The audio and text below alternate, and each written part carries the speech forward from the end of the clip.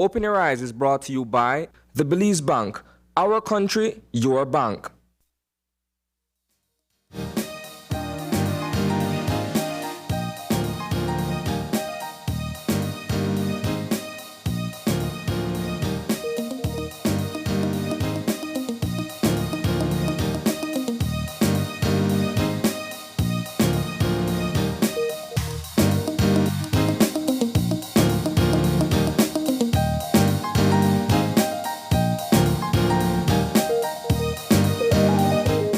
Good morning and welcome to Open Your Eyes. Start your morning right.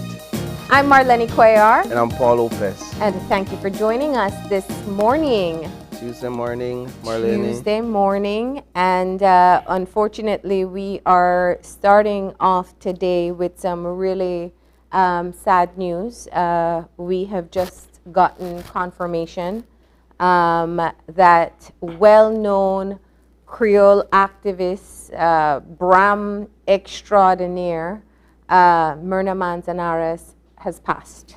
Yeah, so we've been hearing over the past few days that she was admitted into the intensive care unit at a local health facility.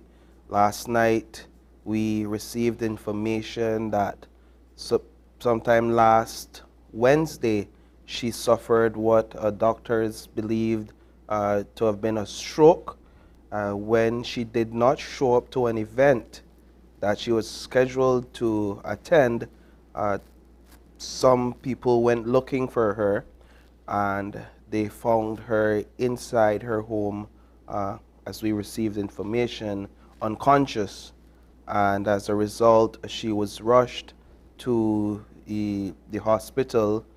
We understand that she had issues with her oxygen, she had issues with breathing, and of course she was in a state of unconsciousness, and all of that, those health complications and being admitted into the intensive care unit this morning unfortunately led to her passing, Marlene.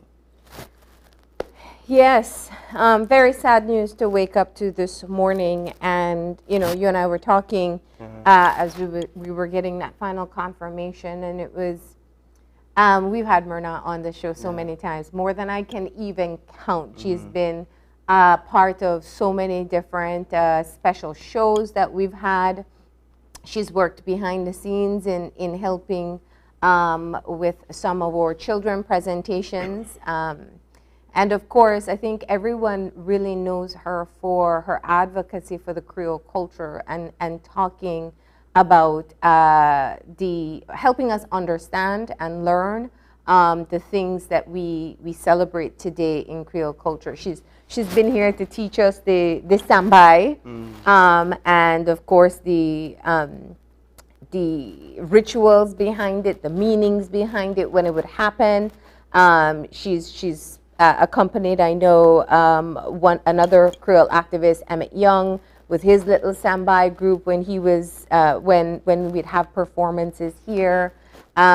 She taught us, I think, I can't even remember the date for us to find the file. So but I remember one time she taught us Brock Makachista. Oh my! Did you play that I just remember the rhyme. She taught us how to Brock Makachista properly on the show, and you know, it was always one of those things that when Myrna comes, she came with all her energy and all her enthusiasm and passion for Creole culture, something that from the moment she stepped into the room, you know, that she loved doing what she did, and she was so appreciated by all for that work.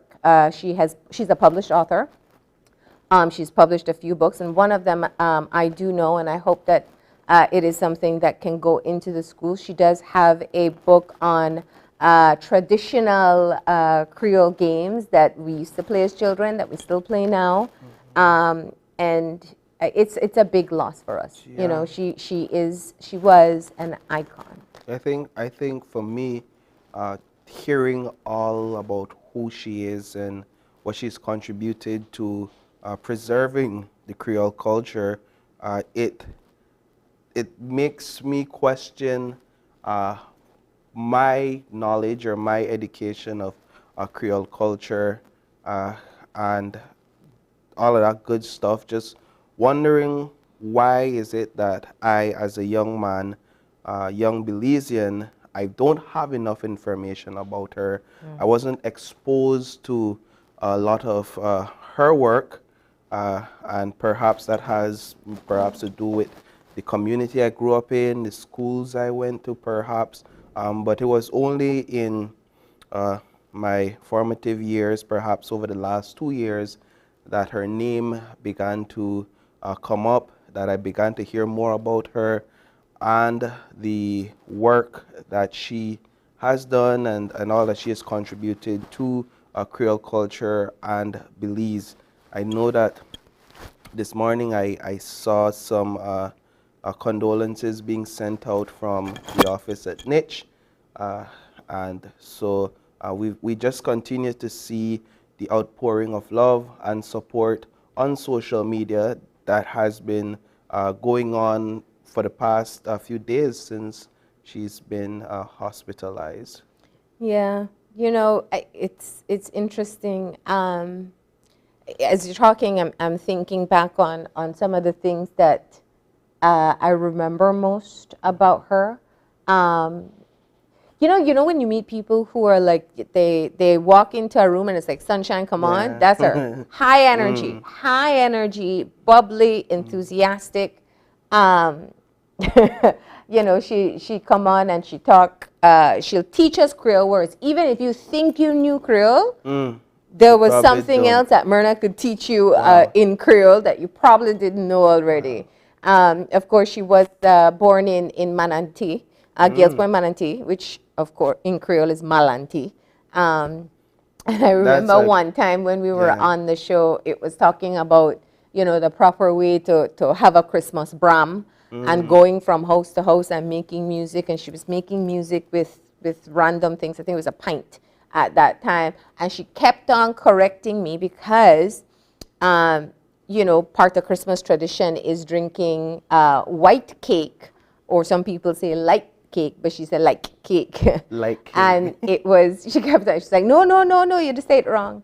But it has been a pleasure to have had her on the show so many times, to be exposed to her work directly. And, you know, what we have learned is minimal compared to all the other people that she's worked with actively behind the scenes. It's a huge loss for us. Yeah. Well, I think we have a video.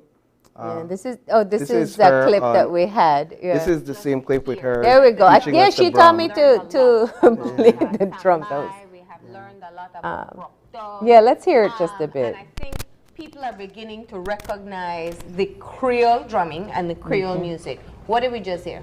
Well, what you hear, and then later I'm going to have Wilfred explain the drumming and stuff.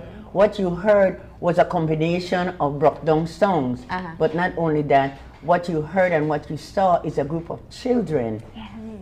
And what we're trying to do is to get them into the culture so that they could represent themselves as part of this Creole culture. And when the National Creole Council taught 100 drummers, and when we taught them, it didn't matter if they were Creole, whoever wanted to learn. But we taught 100 drummers, and then we've had the other drummers, Emmett Young, our master drummer. All of these people that you see here, from Wilford and Dwayne and Two Big One, then they were trained by Emmett. Yes. And so you find that from him, it came down, and the children as well. And so that is what we want to permeate the whole society, so they could remember those times when it was good. And believe me, Bram used to be one of them times during the Christmas. Absolutely. And you had to have good music for your Bram. That's right. All right. So let's talk about some of the elements of a good old-fashioned Christmas Bram. Yeah. Why? Clearly, it got a lot more energetic after that as she'd break it all down. That was an interview that we did with her here on the show. But, you know, just as, because I know we do have to move on, we're unfortunately, this is the news that we are delivering early this morning, and our condolences go out to all of her family, her friends, her loved ones. She was well loved by many people across this nation. And we can only, at this point, continue to say thank you to her for her contribution, and keep that memory alive by keep on promoting and educating people on Creole culture. Perhaps for those who can this Christmas, some bramming in honor of her and her work may be the right thing to do. So. All right, so there we have it. Confirmed this morning that cultural Creole icon Myrna Manzanares has passed away. We'll have more in our newscast tonight at 6 p.m. All right, let's shift gears just a bit as we move into some motivation for this morning. And that means it's time for Eye Opener. And our Eye Opener, taken from dailyom.com, goes like this.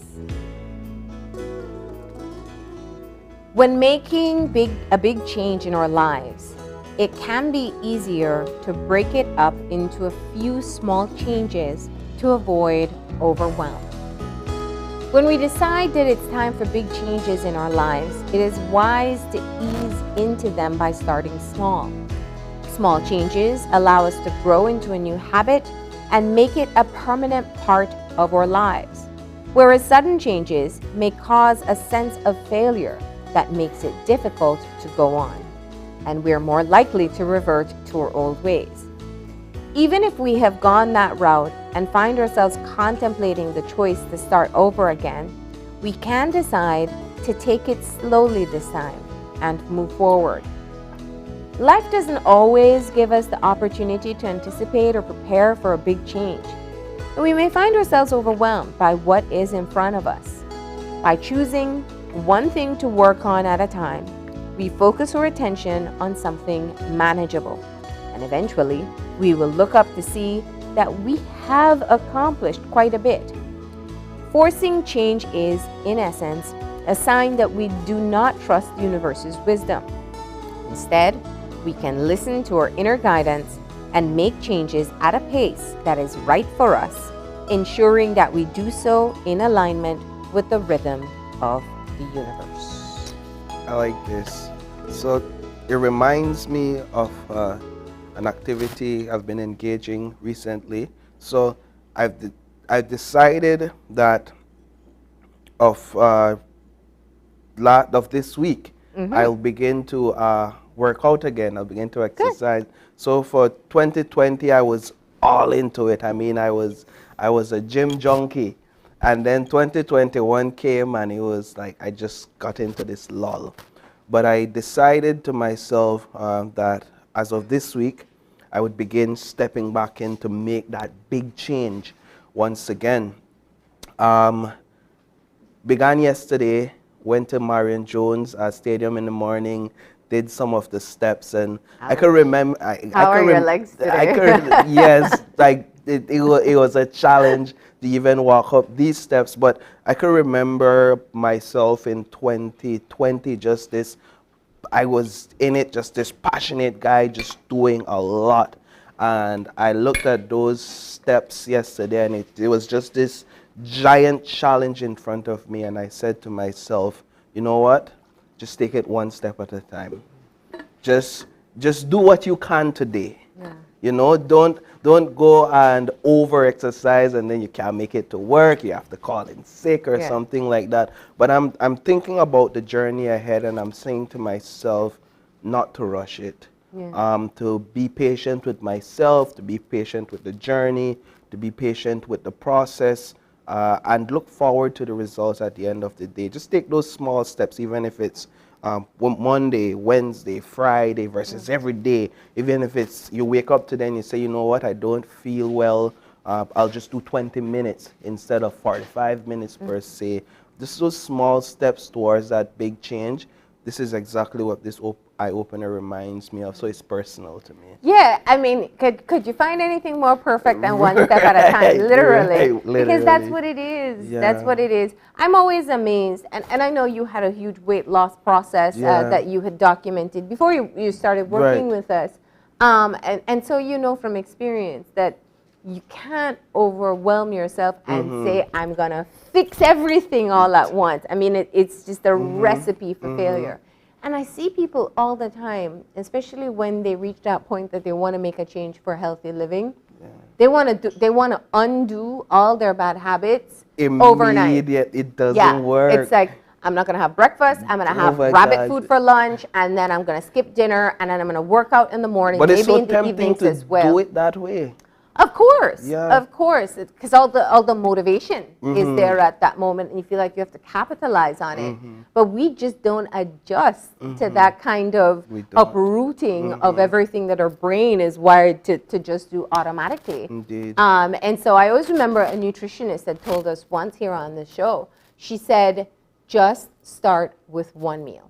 If you have one healthier meal a day, that's already cutting down on your calories for that day. And once you've done that one meal healthily, then you can move into another meal. And then you add exercise.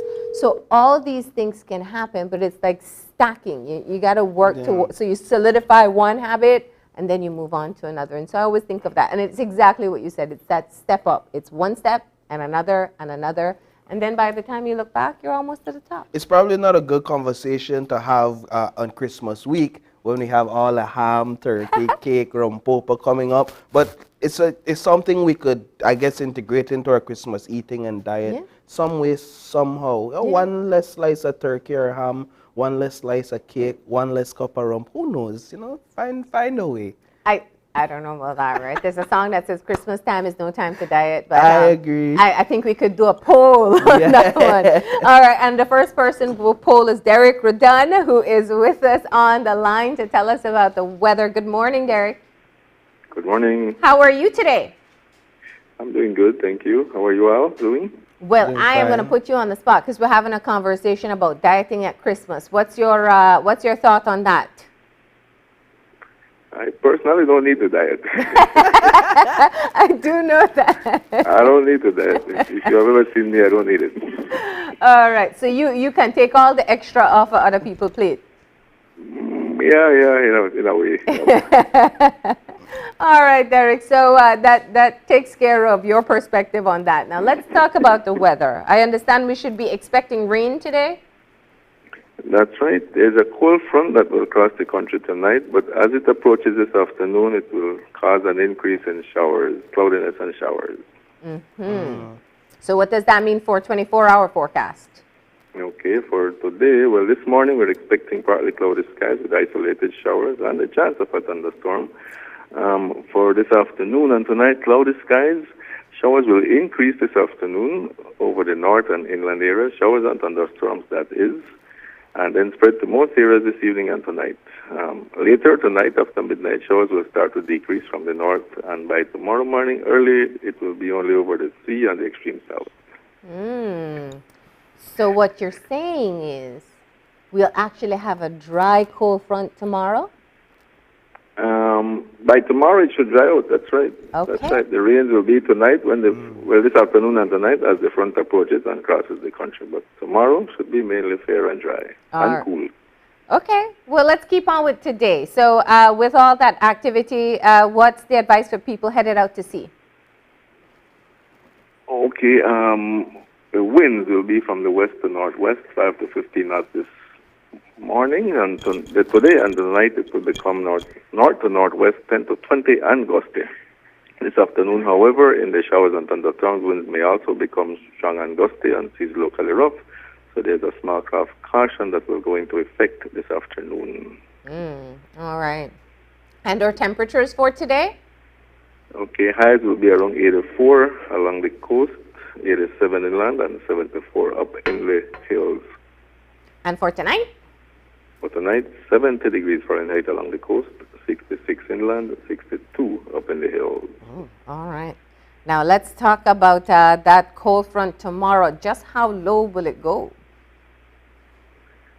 You mean the temperature? Yeah. Okay, so the And we have morning to know will be how 70. thick the sweater is to pull out from today. Yeah, so tomorrow morning we're expecting 70 along the coast. That's for tomorrow morning, and Okay. 66 inland. Okay. All right. And how long will the cold front hang around? A few days. A A few days. Setting the good. mood for Christmas. You should see the Perfect. smiles around the studio. It will warm Congratulations, up a bit Derek. though by Christmas. The coldest day will tend to be Wednesday and Thursday. Okay. After that, a little bit warmer. It'll warm up. Okay. Well, nonetheless, you gave the weather Christmas gift today. Thank you so Okay. much. You're welcome. Have a great day. Okay, you too. Bye-bye. Bye-bye.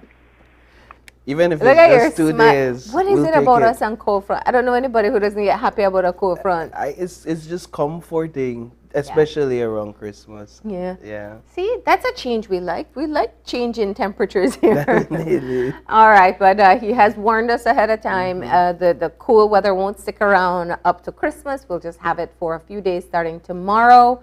But in order for us to enjoy that cool temperature, we got to put up with the rains today. Yeah, usually comes with the rains. So yeah. All right, and don't forget that there is that small craft caution for this afternoon for gusty winds.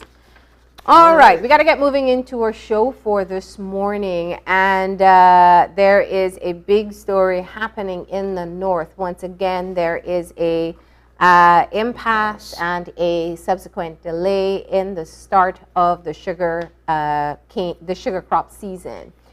This morning, we're going to be getting an update from ASR BSI to find out how they feel about the latest developments. I know the Prime Minister made some comments yesterday as well. So we're going to hear from them what their thoughts are and, of course, what the plan is in moving forward. As we continue into the Christmas week, celebrating all things Christmas, different traditions, unique sweets and treats, we have in with us this morning Shikar Indian Restaurant, and they will be preparing a traditional dessert that is served for Christmas by the community, and so that's one thing I'm definitely looking forward to. Yeah, we started yesterday. Yeah. We're looking at cultures that we have adopted here in Belize, and we all love some good Indian food. But what do they have as their Christmas treat? So we're going to be having that as the second part of the show. And then to close it all off, well, this is also something very close to this, very important this season. Yeah, so Madisco, they'll be teaching us how to select the perfect wine and champagne for the Christmas holidays. I didn't know there was some sort of, lesson to it. So I'm looking forward to that because I just usually go and Whatever's how much there. of that bottle? Does it taste good? All right, I'll take it. Well, you're going to love this one because there is a way to balance cost and also your taste. So you can find out what you like and what are the options that are best for you. Perfect. And especially in picking that champagne for New Year's or sparkling wine, right? So that's what we have in store for you this morning. We're going to go ahead and take a break. When we come back, we'll be getting an update on the start of the sugar crop. So please stay tuned.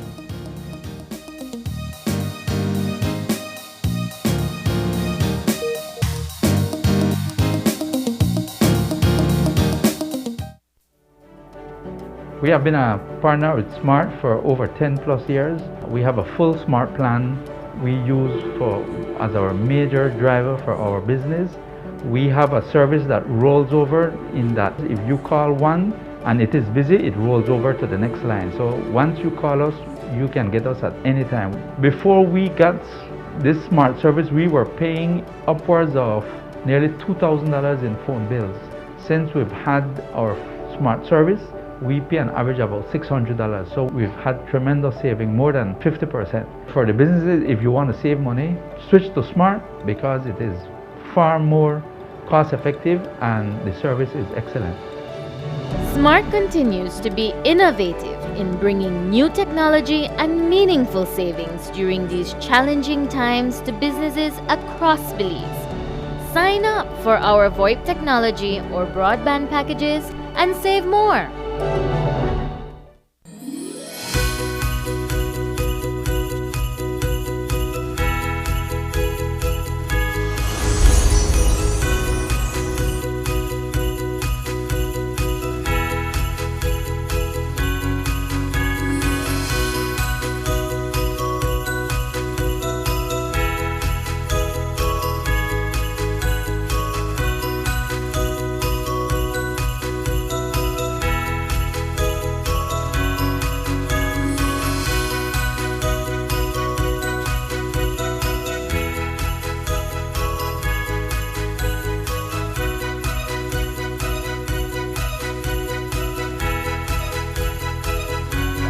The Belize Bank, our country, your bank.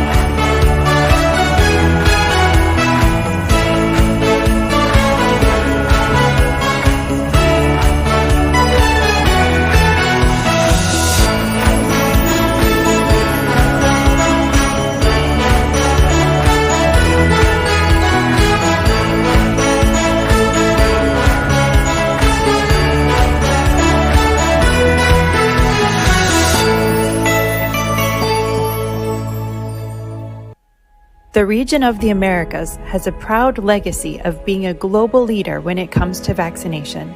Ours was the first region to eliminate smallpox, polio, rubella, congenital rubella syndrome, and measles. We also eliminated neonatal tetanus. Now more than ever, vaccines play a vital role in keeping us healthy. As we move forward with vaccinating against COVID-19, let us not forget the importance of our routine immunizations to keep us protected against other diseases. Talk to your healthcare provider today to make sure you and your family are up to date with all your vaccines. Vaccines bring us closer.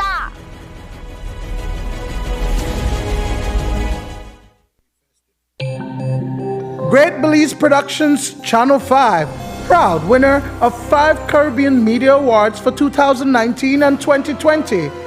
Best Television News Item, Best Responsible Coverage of Children's Issues, Best Health Education Journalism, Best Television Commercial Spot, and the People's Choice Award, with special mention by the jury in the Best Television News Item category.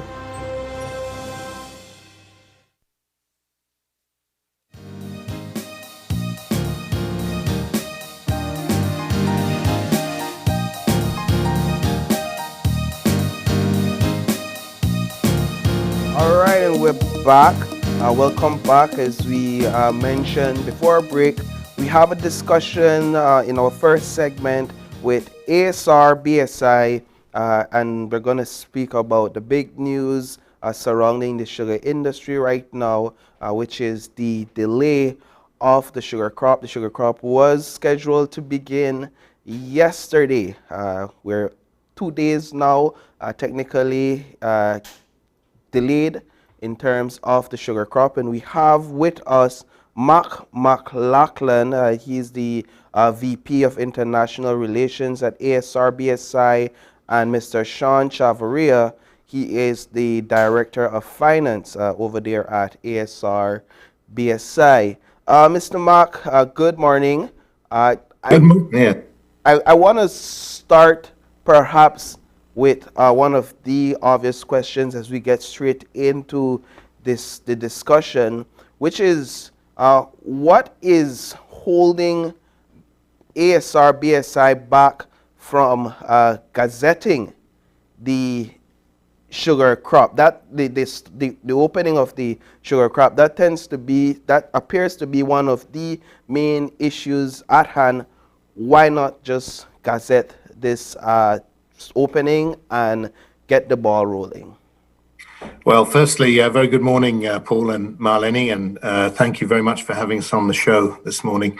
And, you know, Merry Christmas to all your listeners. And I was listening to you talking about change, and hopefully people won't change their eating habits too much over Christmas, as we have a lot of sugar to sell. But no, yeah, well, really, we're the wrong people to ask, because, you know, basically we were all set to start the crop. The boilers started, everything's working, and we had agreed with all 4 cane farmer associations that we would start the crop on the 20th of December, yesterday.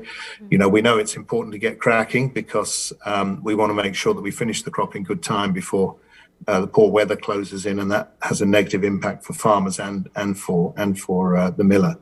However, you know, following the meeting that we had with all 4 associations on the 16th of December, the following day, the SICB chairman wrote a letter saying that, well, he had not yet gazetted the start of crop, and under the Sugar Act, that's a requirement for the crop to get started. So while we're feeling festive, we're also feeling frustrated right now, because due to what we would think is a bit of a technicality, we're unable to actually move the grinding season forward.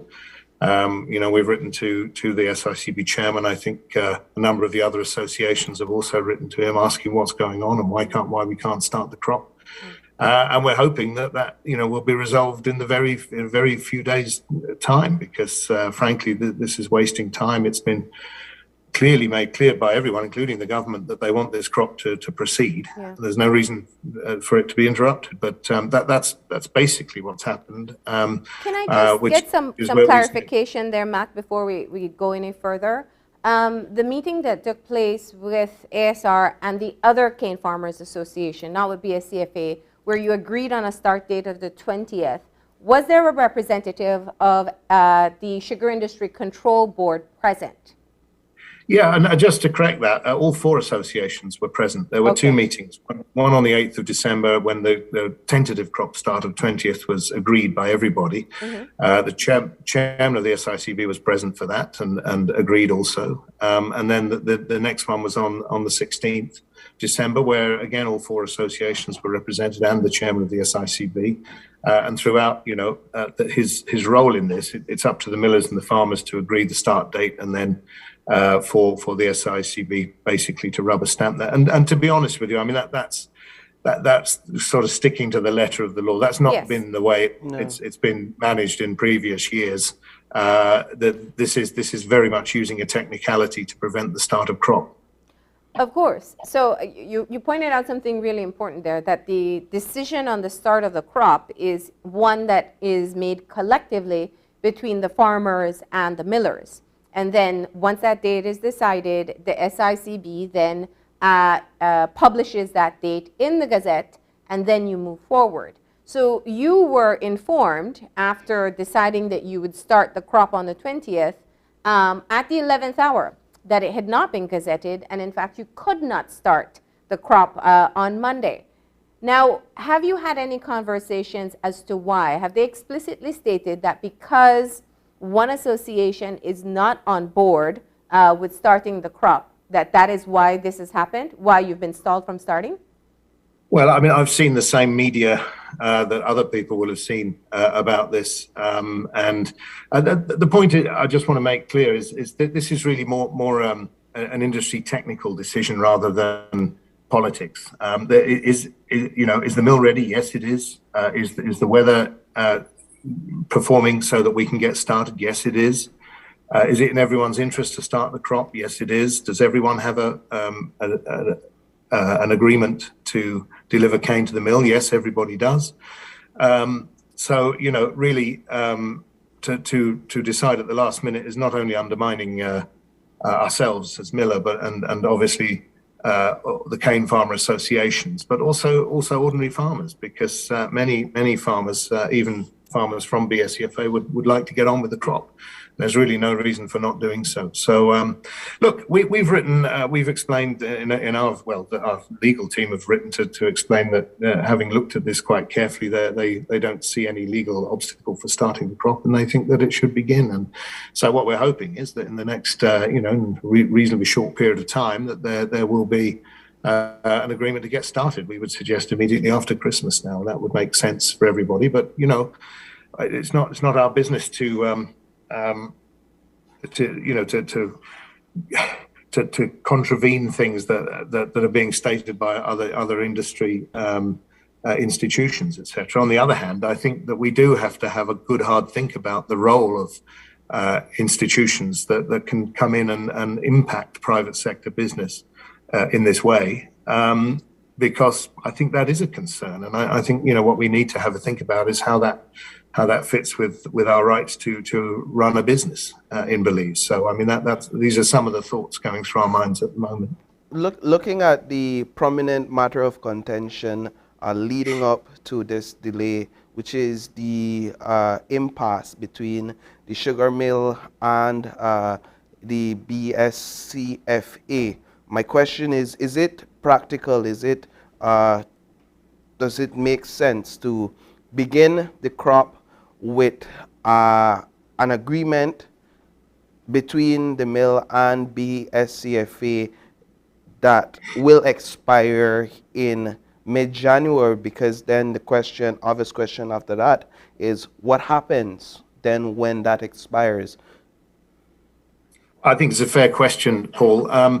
We've gone out of our way to reach out to BSCFA to present some ideas we think would help meet their concerns. Their concerns, as passed to us, are over transparency of the current value share agreement. And we've looked at other ways in which that can be resolved. We had what I thought, sounded like quite a constructive beginning to that meeting a week or so back with the BSCFA, but unfortunately at the end of it, they read a prepared statement prepared before the meeting had started, basically saying that they weren't prepared to start a crop without an interim agreement moving on through the crop. We don't see any point in there being an interim agreement when we have the opportunity now to work on a long-term agreement, and we've got time to do that if both sides are prepared to come to the table in good faith. During that meeting, and we've always made it very clear that, look, from our position, this is not politics, it's not posturing, this is about business. It's about what's affordable for the business at the moment and how we can move forward together. We have always been 100% supportive of Belize. We've invested a lot of money here, and we've been 100% supportive of trying to improve the livelihoods of all our stakeholders. And our mission has always been to grow the pie so that everybody gets a larger share. And we've said all along, due to the investments we've made, due to the long-term debt that we have at the mill at the moment, that we're not in a position where we would be able to countenance giving more money from the mill to farmers, but we're prepared to look at things that that they don't like within the contract quite happily, and have tried to do that. But it became very clear from that last meeting that really the main intention was to get more value from the mill, and that's something that is simply not possible at the moment for business reasons, for economic reasons. I would also just add that this is not looking like such a bad season for all concerned. The first cane price estimate that's gone to the farmers is 9% higher than the first price estimate last year. So, a 9% pay rise, if you like. And I know in Belize, a lot of people have struggled having to take pay cuts. I mean, this is a significant improvement, partly because of changes in global sugar values, but equally because of the investments that we've made in added value sugars and also greater efficiency through Big Creek Port and its development. So we're working for farmers, we're working hard for them. I would say the majority of farmers want to get on, want to move forward with this business. No real reason for not doing so. So I think let's do that. Let's meet up. Let's talk about the long term and what everybody wants. Let's come to an understanding and get moving. That's my message. Now, you said earlier that there are members of the BSCFA that want the crop to start as well. Do you want to explain that further? Because the message from the executive is clear that they want an agreement before moving forward. Yeah, all I'm telling you is what's been happening. We've been getting calls from BSCFA farmers saying that, they really want to move forward. It would be interesting if the crop were allowed to begin, because then I think we'd see, who wants to come and who doesn't, because everyone has a right to deliver their cane. But at the moment, pending further legal action on this, our hands are somewhat tied. But we hope for not too much longer, because it really is not in anybody's interest for this crop to be stalled. It really isn't. We had this in 2014, we had it in 2015 over the bagasse issue, where we had late starts to the crop for 2 consecutive years. That put the whole crop cycle out for years after that. And everybody lost. The mill lost, the farmers lost. I find it very frustrating and disappointing that here we are in 2022 discussing the same issues, such as value of bagasse and issues like that, which have really been long settled. So look, I just hope common sense. Has there been any change in revenue as to what you earned for bagasse 7 years ago at the start of this agreement to now? Perhaps I could jump in there, yes. Mark. Yeah. Hi, morning, Paul. Morning, Sean. Well, to that question, Marlene, the answer is no. Nothing has changed. Belcogen has a 15-year power purchase agreement, which expires at the end of 2024. The tariff structure is the same. And at the time in 2013 and 2014, we explained to the BSCFA that the tariff structure of Belcogen did not include a cost related to bagasse. So it was never contemplated that there will be assigned a value for bagasse, which would have to be part of the tariff, which BL pays and therefore passes on to the consumer. So when Belcogen and BSI agreed to make this payment for bagasse in 2014, it did it out of its own pocket. So it's not a cost that is recovered from BEL. It's one that is paid strictly by BSI. And that hasn't changed today. And in fact, we offered the BSCFA during the discussions to see an updated financial statements for Belcogen to prove the point that Belcogen still has accumulated losses. We're not receiving a higher tariff.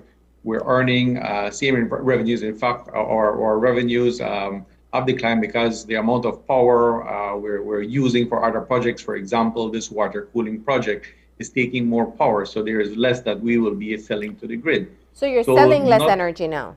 So we're selling less energy now, right? And the last position is the same.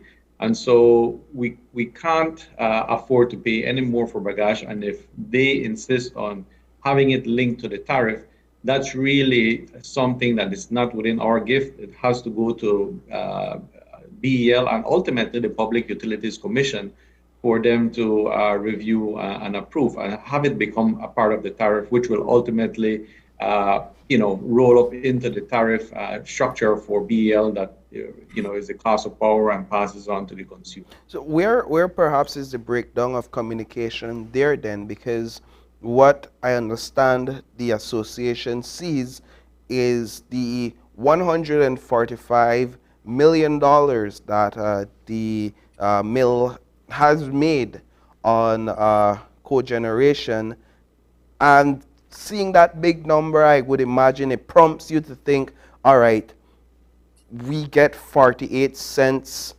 per ton. Where is the bigger share for us, when to them it appears as if the mill is making a whole lot of money on energy?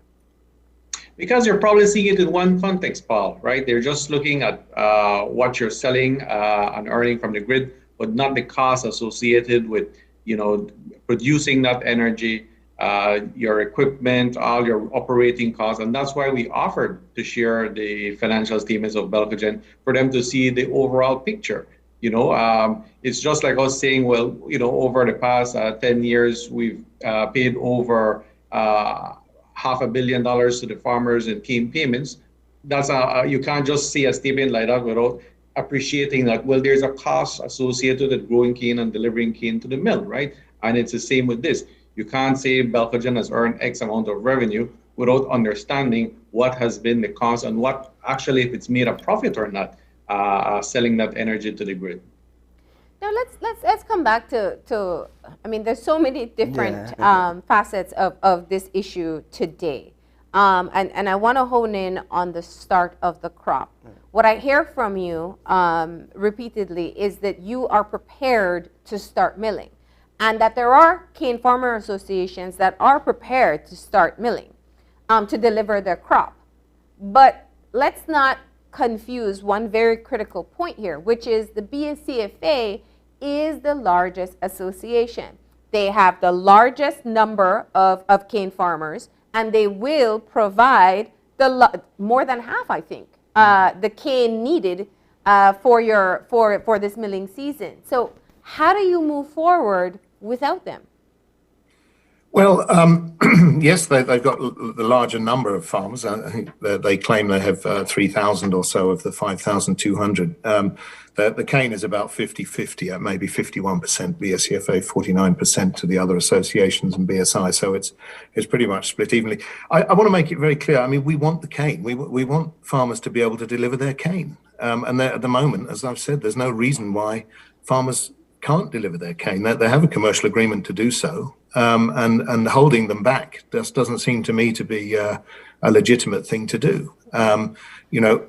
For many, particularly during the last year, I mean, we heard frequently people complaining about the risk of leaving cane out at the end of the crop and how this adversely affects farmers. So as far as I can see, everyone has a right to deliver cane right now. I appreciate that there's discussion that we need to have, and we're more than happy to have that discussion. I keep emphasizing that, but it's got to be based on reality and the situation at the moment, and to put it into context for viewers. I mean, we've lost a considerable amount of money from BSI in the last couple of years. So you're looking at a business that hasn't been making money, and then you're looking at a client coming and saying, "But we want another $20 million from you," and you're saying, "Well, no, we can't do that."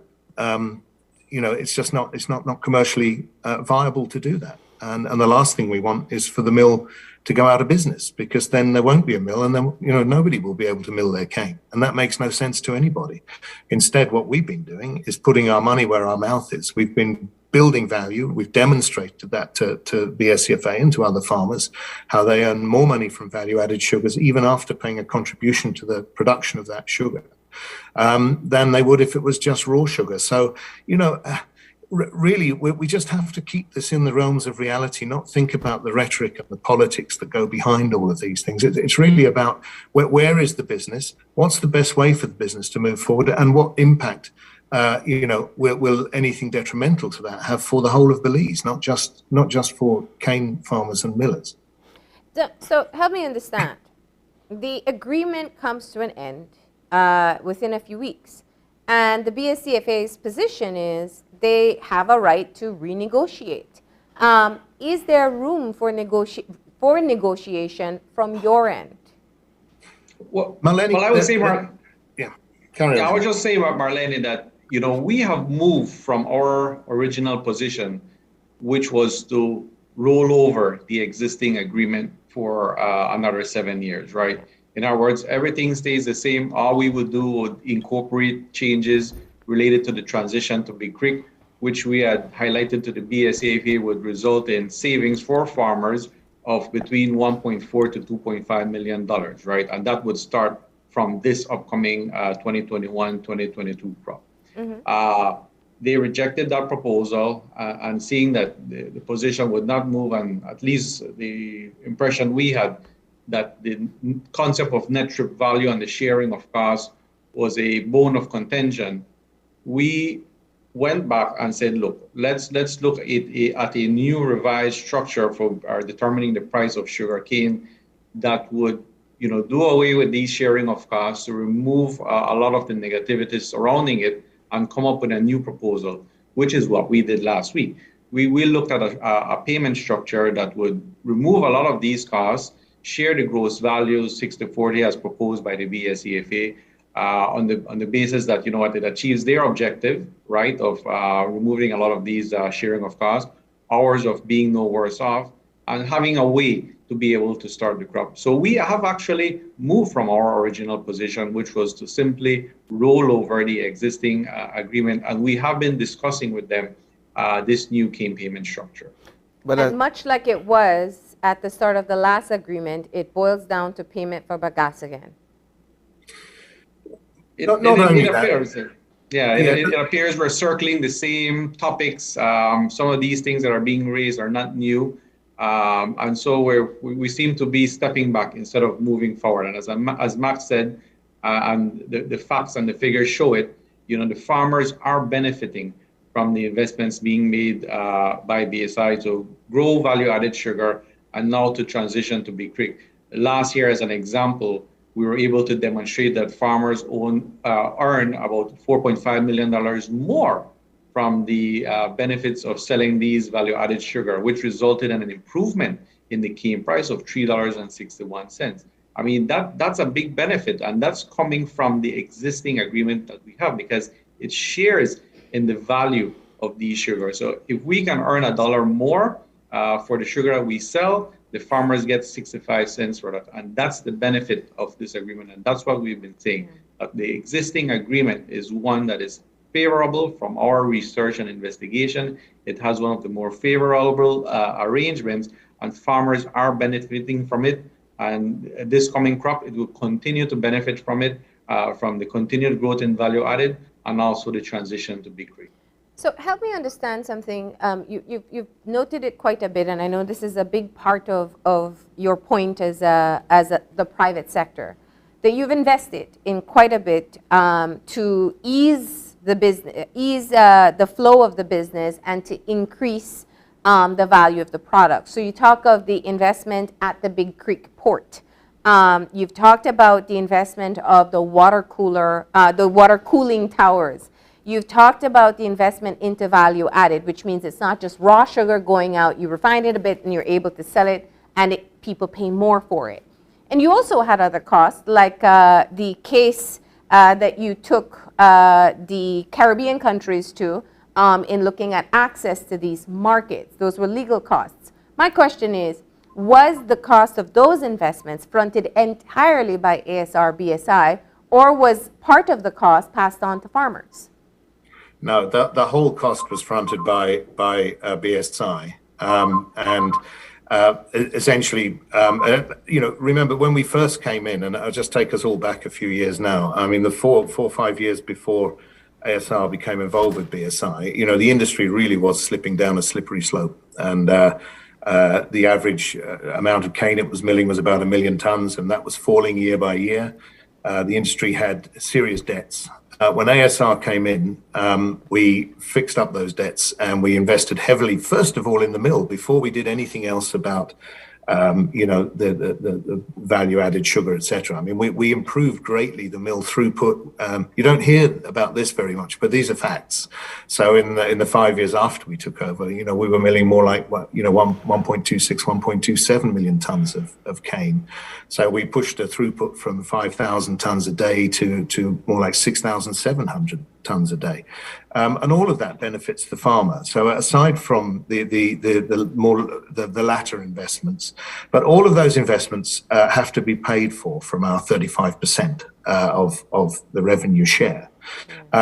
There are some contributions as part of the net strip value, for example, the operational costs of logistics and freight are shared, and there is a manufacturing allowance to help with the cost of producing value-added sugars. Now, that cost that goes to farmers is nowhere near the real cost. It's a much smaller amount that's passed to them, but beyond that cost, they still earn a lot more from the production of value-added sugars than if we were simply selling raw sugar. So, we're doing a lot to grow the pie, as I said. And yeah, it's important to note that the $300 million we've invested in the industry has really been not just to smooth the industry, it's been to enable the industry to survive. Because frankly, without that investment, I don't think we'd be sitting here talking about this subject today.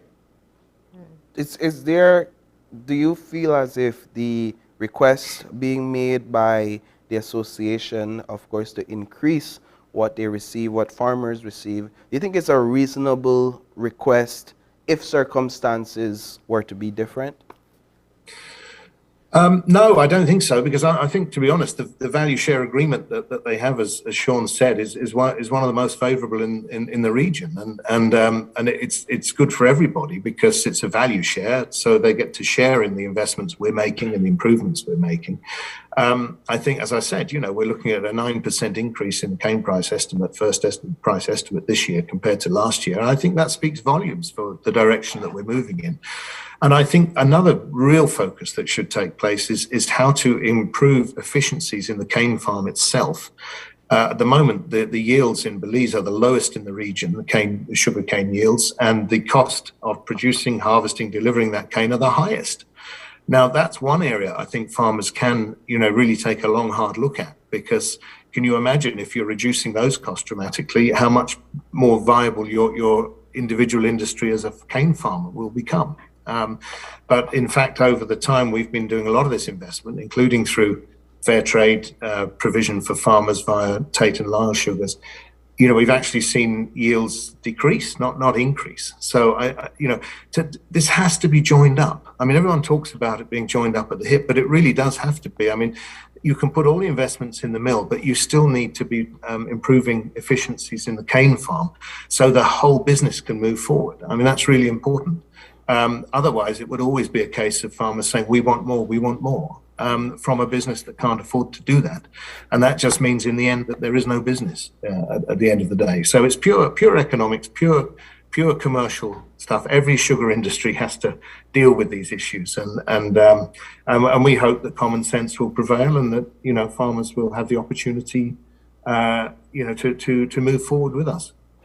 Well, if there's any indication from the negotiation of the last agreement, the farmers don't go quietly into the night. They will continue to push. And one of the things that we know, I'm sure you'll appreciate, is this is such, the relationship is symbiotic. You need the cane farmers, and the cane farmers need the mill. And it's absolutely crucial that there is some agreement made by both parties to be able to move forward. What is the proposed way forward from your end at this point? Well, we want to continue to meet with BSCFA on the basis, we're working out the revised terms of that legal agreement in form of an amended commercial agreement. We'll be sending that to the BSCFA. We want to sit down and talk to them about that. Yeah. We're more than happy to explain the situation again on bagasse and these other issues and where we are, and to explain where we want to take the industry. And I think that's probably the best place to start. A lot comes down to whether there's good faith in moving forward with this, or whether one side just basically wants to get more value from the other and isn't prepared to listen to the rationale of why growing the pie collectively is a better way of moving forward. I mean, that obviously could be complicated, but we don't think it should be. But if that is the case, I mean, it wouldn't really make any difference if you had an interim agreement that nothing would be resolved and you go and take this problem on to the next crop. This is exactly what happened in 2014, 2015 with bagasse. And we just don't think the industry can afford to be there, because that really interrupts investment. It interrupts the ability for us as a business to move forward. And obviously that has a negative impact on the cane farmers and on the rest of the country who benefit from the revenues that the industry produces and the electricity we produce. So from what I'm hearing from you, a few issues here. So one, an interim agreement isn't favorable because, as you pointed out, it would mean that next year we would be in the same place talking about hammering out details for the agreement. Secondly, you have adjusted your position from the current agreement of 35% going towards the millers and the remainder going towards the farmers to 60-40 now as the new proposed way forward, and that you do not foresee that there can be an increase in payment for bagasse to the farmers. Is that kind of where you are today? I think that pretty much sums up the position, Marlene, that we're certainly prepared to look at a simplified, more simplified way of paying for cane that removes a lot of these shared costs, where we move to gross value, but we simply can't pay more for bagasse. And we've explained all the reasons why. And as Max said, we're happy to go over these points once more, offer again our financial statements to the BSCFA for their review, and see if we can come to a mutually beneficial agreement. At the end of the day, that's what we want. We want to continue to invest in this industry to grow the pie. We believe that has far greater benefits to farmers at the end of the day, because in a sense we're doing it together, right? But what we can't afford to do is see how we divide the pie so that one side gets a bit more than the other. The objective is we should really be about growing the pie, increasing revenues, and certainly on our end, working with the farmers to see how we could help to make their farming costs a bit lower. What's the amount of time you have before the crop absolutely needs to be started? Well, it needed to start yesterday, because we have, as everybody has been pointing out, we're expecting more cane compared to last year. And so we know that last year we went into July because of weather. The weather is very unpredictable. So right now it's looking good. The weather forecaster, highlighted a cold front that will come dry. That's good. That will help dry up the fields. So in terms of what I've seen in previous years, this is one of the best sort of climate we've seen for starting crop, right? So we should have started yesterday to avoid having to go into the rainy season, because when we go into the rainy season, it just makes the harvest and delivery and the milling of cane very, very difficult. Yeah. I'm sure you've heard the Prime Minister's comments saying that, in fact, it is not the ideal time to start due to the weather and road conditions. Well, roads certainly are a situation that, are not within the control of stakeholders. We do depend on government to get those done. But in our experience, farmers are resilient. They find a way to get their cane. And as I said, in my experience here, I've seen crop starts under far worse circumstances. All right, so what is the plan of action today? Do you attempt, I know you've said that your legal team has written to the Sugar Industry Control Board. Will you attempt to meet with BSCFA once again, perhaps seek government for intervention? What's your course of action? Look, I mean, we're happy to meet with anybody to take this thing forward. I mean, that's always been our position. That this is an important industry to the whole of the country. I think we do need to move forward. I mean, obviously we need to move forward. So as I said, we're sending some ideas again in written form to BSCFA. I hope they'll be receptive to that. But in the meantime, I think we should get on with the crop. I think it's not in anyone's interest. It clearly isn't in anyone's interest not to have a crop.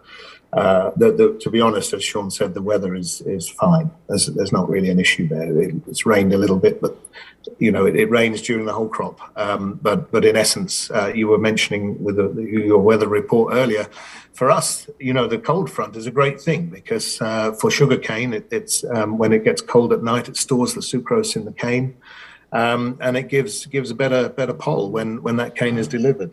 So. It's very much it's very much a good time, I think, to start the crop. So we wanted to get on with that. So let's see what develops. I'm hoping that there'll be some communication and discussion. Yeah. Well, thank you so much for this update this morning, and of course, we wish you the very best for the Christmas season and the sugar season that's coming up. Stay safe. Thank you, Marlene. Merry Christmas. All right. Appreciate it. We're going to go ahead and take a break. And as we said, Paul, so this year we are looking at some of our adopted cultures here in Belize and what their favorite Christmas treats are. And today we have the owner of Shekar Indian Restaurant, who will be joining us talking about Christmas trees. That's coming up in a few. Stay tuned.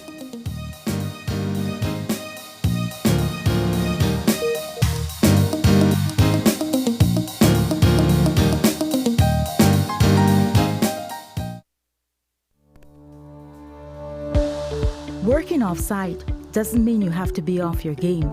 Studies have shown that simply adding a keyboard and mouse to your laptop increases productivity by 26%. Add a monitor, and you'll be 35% more productive. At Fulltech Systems, we have what you need to enhance your remote work or e-learning experience. With devices such as headsets, video conferencing monitors, webcams, keyboards, mice, docking stations, all with the brands you trust. Keep connected with collaboration tools like Microsoft 365 Suite and Kaspersky and perform efficiently no matter where you are. Fulltech Systems, your technology center, where you'll come for the price, but stay for the service.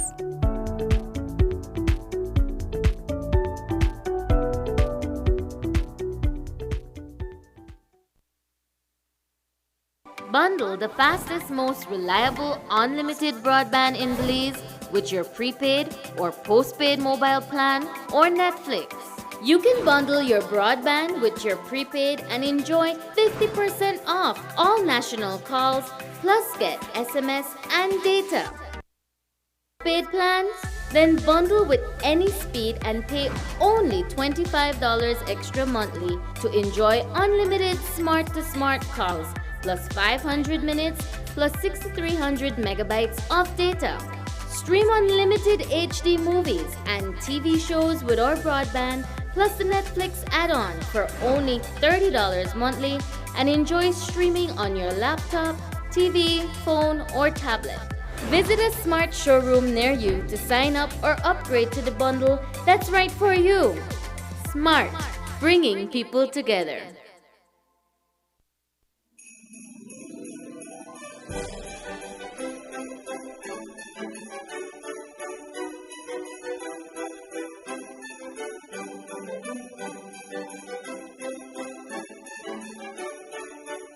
Season's greeting. How I love the holiday season, because even across the bridge of our political divide or beyond the social and economic disagreements, there's one thing for sure, and that is the light of Christ is greater. In this spirit of Christmas, let us press forward for solutions to our conflicts. Around the world and across our regions, in every city, town, and village, we celebrate the birth of our Savior, the boy from Bethlehem. On this day full of light, the prophetic proclamation from Isaiah chapter 9 resounds. For to us a child is born, to us a son is given, and the government will be upon his shoulder, and his name will be called Wonderful Counselor, Mighty God, Everlasting Father, Prince of Peace. In Belize, we have a strong culture and spiritual foundation of wishing each other a blessed and Merry Christmas. Each time we do this, we affirm the gift of love and peace. Christmas is a perfect time to celebrate family, friendship, and joy. It is a time when we celebrate the food and drink, laughter, and love. The poet Maya Angelou said, "We clap hands and welcome the peace of Christmas. We beckon this good season to wait a while with us." In essence, this is a season when we love others. We, not me, makes Christmas possible. So from my family to yours, I wish you all a blessed, safe, and Merry Christmas.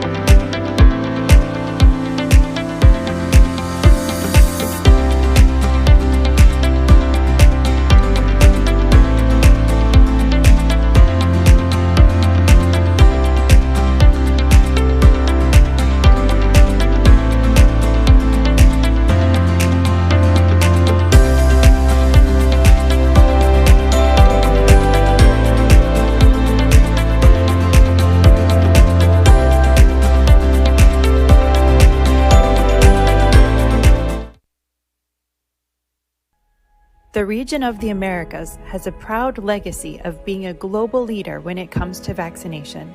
Ours was the first region to eliminate smallpox, polio, rubella, congenital rubella syndrome, and measles. We also eliminated neonatal tetanus. Now more than ever, vaccines play a vital role in keeping us healthy. As we move forward with vaccinating against COVID-19, let us not forget the importance of our routine immunizations to keep us protected against other diseases. Talk to your healthcare provider today to make sure you and your family are up to date with all your vaccines. Vaccine, bring us closer.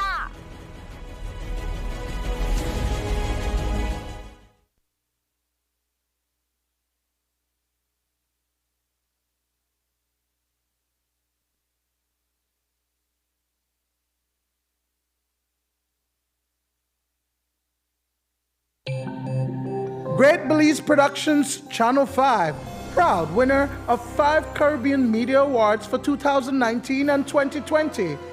Best Television News Item, Best Responsible Coverage of Children's Issues, Best Health Education Journalism, Best Television Commercial Spot, and the People's Choice Award, with special mention by the jury in the Best Television News Item category.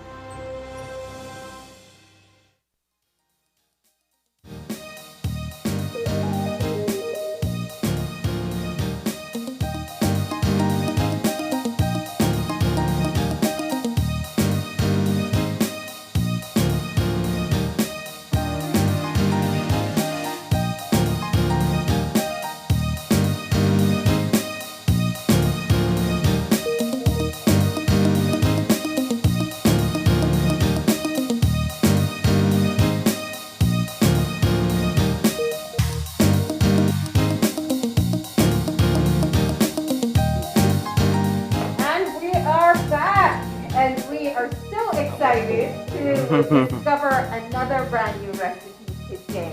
So what we're doing this week is, we all know what we traditionally eat for Christmas, and now we are finding out from brand new cultures, people who we enjoy their food year round, that's right, what they have as their Christmas treat.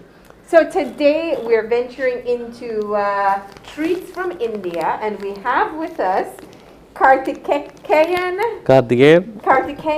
Olaganathan. That's right. Who is better known as Shakar, from Shakar's Indian restaurant in Belmopan. That's Good right. morning, Shakar. Good morning. Namaste and Vanakkam. Thank you so much for being here. Yeah, sure. Of course, Shakar, you have an Indian restaurant in Belmopan. That's right. Tell us a bit about your place. I have a business since 2010, right by the Market Square, next to fire station. I'm there like almost like 10 years, 10 to 11 years, going to be. Yeah. The first one of the things that we had at your restaurant, because we were in Belmopan the other day. That's right. And you know, it's interesting because we only stopped by to take a peek at what it is that you serve, what it is that your restaurant had. That's and you are so accommodating to us that you decided to welcome us in. And we had some samosas, we had some chai tea on the house, and I hear that you brought some chai tea for us. So right. I think that's the way you're supposed to welcome customer, right? Yeah, I brought some chai tea all the way to Belmopan for you guys. Yes. All right, so let's have some.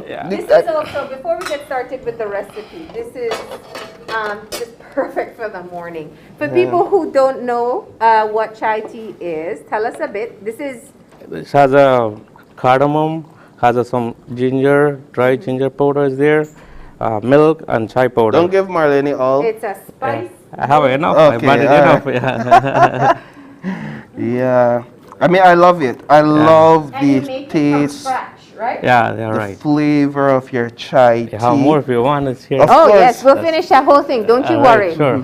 All right, Shakar, so let's talk a bit about Christmas treats that you would have. Okay, like I'm going to make a suji halwa. Okay.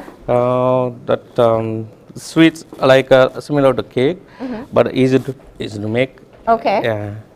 Like we have cashews here and cardamom and a raisin here, Yeah. and almonds here, Mm.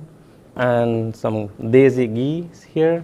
That's ghee? Daisy ghee, Okay. ghee is here, and brown sugar, and zuzi here. Zuzi, What this is is the Suji. sushi. Yeah. Yeah. So this is a wheat. Yeah, that's It's like a wheat product. Yeah, that's right. Yeah. All right. Suji. So this is going to be the core of it. Yeah. Now tell us a bit. I know that Diwali is the big celebration around this time for That's you. right. But you do have Christmas treats as well. Yeah, they have. Yeah. So what's traditional? What did you grow up that when this time of year comes, you look forward to it? So, be honest, we celebrate a lot about Diwali, and our neighbors, Christians, they invite us about Christmas trees, and whenever they come, they give us sweets, and they make it and invite us. They're like all different kind of varieties of sweets they use, but this one is easy for right now. Yeah. So I choose this one to make it. Okay. So we are going to make suji halwa. Halwa. Yeah, All right. And you promise us that it's an easy recipe, That's right? right. That's right. So let's see. Yeah. Wait, make a start. Yeah. So first we have to roast this one. Delicious, Yeah. right? The wheat. Yeah, that's a juicy. Okay. You also have chai tea at your restaurant, right? Yes, I do. What's the most popular thing that people buy? Vegetables, they are like the vegetable thali. Okay. And lamb, mostly lamb rogan josh. Okay. And a butter chicken, chicken tikka masala and a chicken. Yeah. Shrimp masala, shrimp curry, that's shrimp. And fish curry, fried fish, mostly the people like to order from me. Fish curry. Fish curry and a fried fish. A fried in fish. a South Indian style. I was just going to ask, fried fish Belizean style or fried fish? No, South Indian style. What is Indian style? Like we have the turmeric and curry leaves, coriander powder and chili powder, marinated with some little lime and a little bit cooking oil, marinated very well, and with a little besan flour or maybe maida, you could fry it. Do you do roti at your shop? Yeah, I do roti. Is that a big seller? Yeah, that's served with the rice. Served with the food. Served with the roti is just a whole wheat roti. They call it in Belize like tortilla. Yeah, it's like that's a roti. Yeah, so you could go and get that with like your curry chicken. Yes. Some people they know like eat rice much. Yeah. They order only for that, and I serve for them. Oh wow. Instead of rice, I serve for them. Yeah. Yes. And I really love your setup in Belmopan. I don't think we have images, but it's a really nice setting as well in terms of the seating and just the ambience and the vibe that you give off. I'm sure that was intentional, how you wanted to have your setting there. Yes. So you're heating this up? Just try roast it a little bit. Roast it? Okay. After that, and does that change the flavor of it? Like a cooking too. That will be when you roast it, will cook well, well, and give me a flavor, different flavor as well. This is like a flour. The texture of it is grainy. So just for those who are at home, this is the kind of the texture we're working with here, a floury kind of grainy texture. Suhi. You have to keep on mix it, otherwise we'll get burned up. It'll burn, Right. So okay. I could imagine. Yeah, I see a little smoke coming from it. Yeah, just a little This bit is brownish, and I have to interesting. take it out. Where can you find this product? Right here, Millie City. Yeah, they have a RC Indian store. They have. Have you ever? I know this is the traditional way. Have you ever tried it with a different type of wheat? Product they have all of different sort? stuff. They have all different types. Okay. Yeah, they're doing different sweets. Let's say you can't find this, but you still want to try it. Would you? I don't know. They have all cassava. Yeah, they could flour. I see it getting a little brown now to the bottom. So we're going to roast this sushi up. It says wheat farina. It's fine wheat farina. I've seen cassava in this form too, so I'm sure maybe you could try it. Yeah. So what's your favorite childhood treat? Sweet. Gulab jamun. I like to do gulab jamun. Uh-huh. Yeah, gulab jamun is the most I love.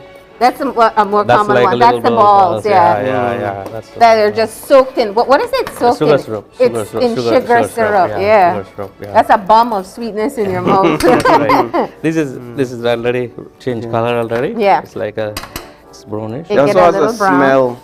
Yeah. Nice. So that smell is step number 1. Yeah. We toasted the farina.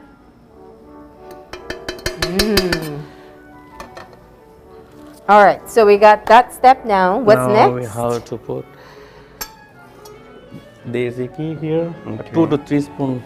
All right. Yeah. Explain desi to ghee. people what Yes, ghee this is. ghee. Is it butter? Butter, yeah, you can use the butter. This is But it's a bit richer than regular butter. Richer than regular butter. Yeah.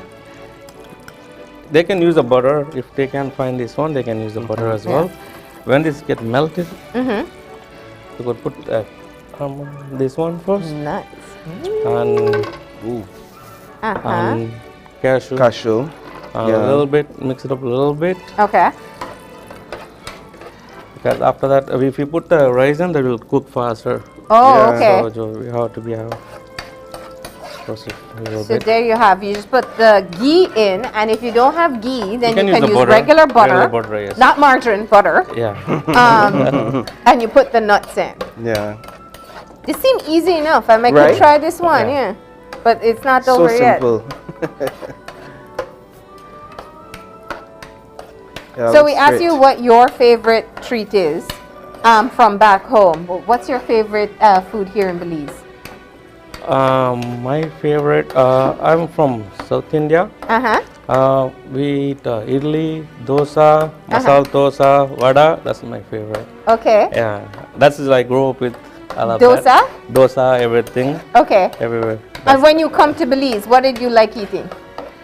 You mean Belizean food? Yeah, yes, Belizean wow, food. I love Belizean food. What's your favorite one? A lot. Right. Like fried jack? Yeah.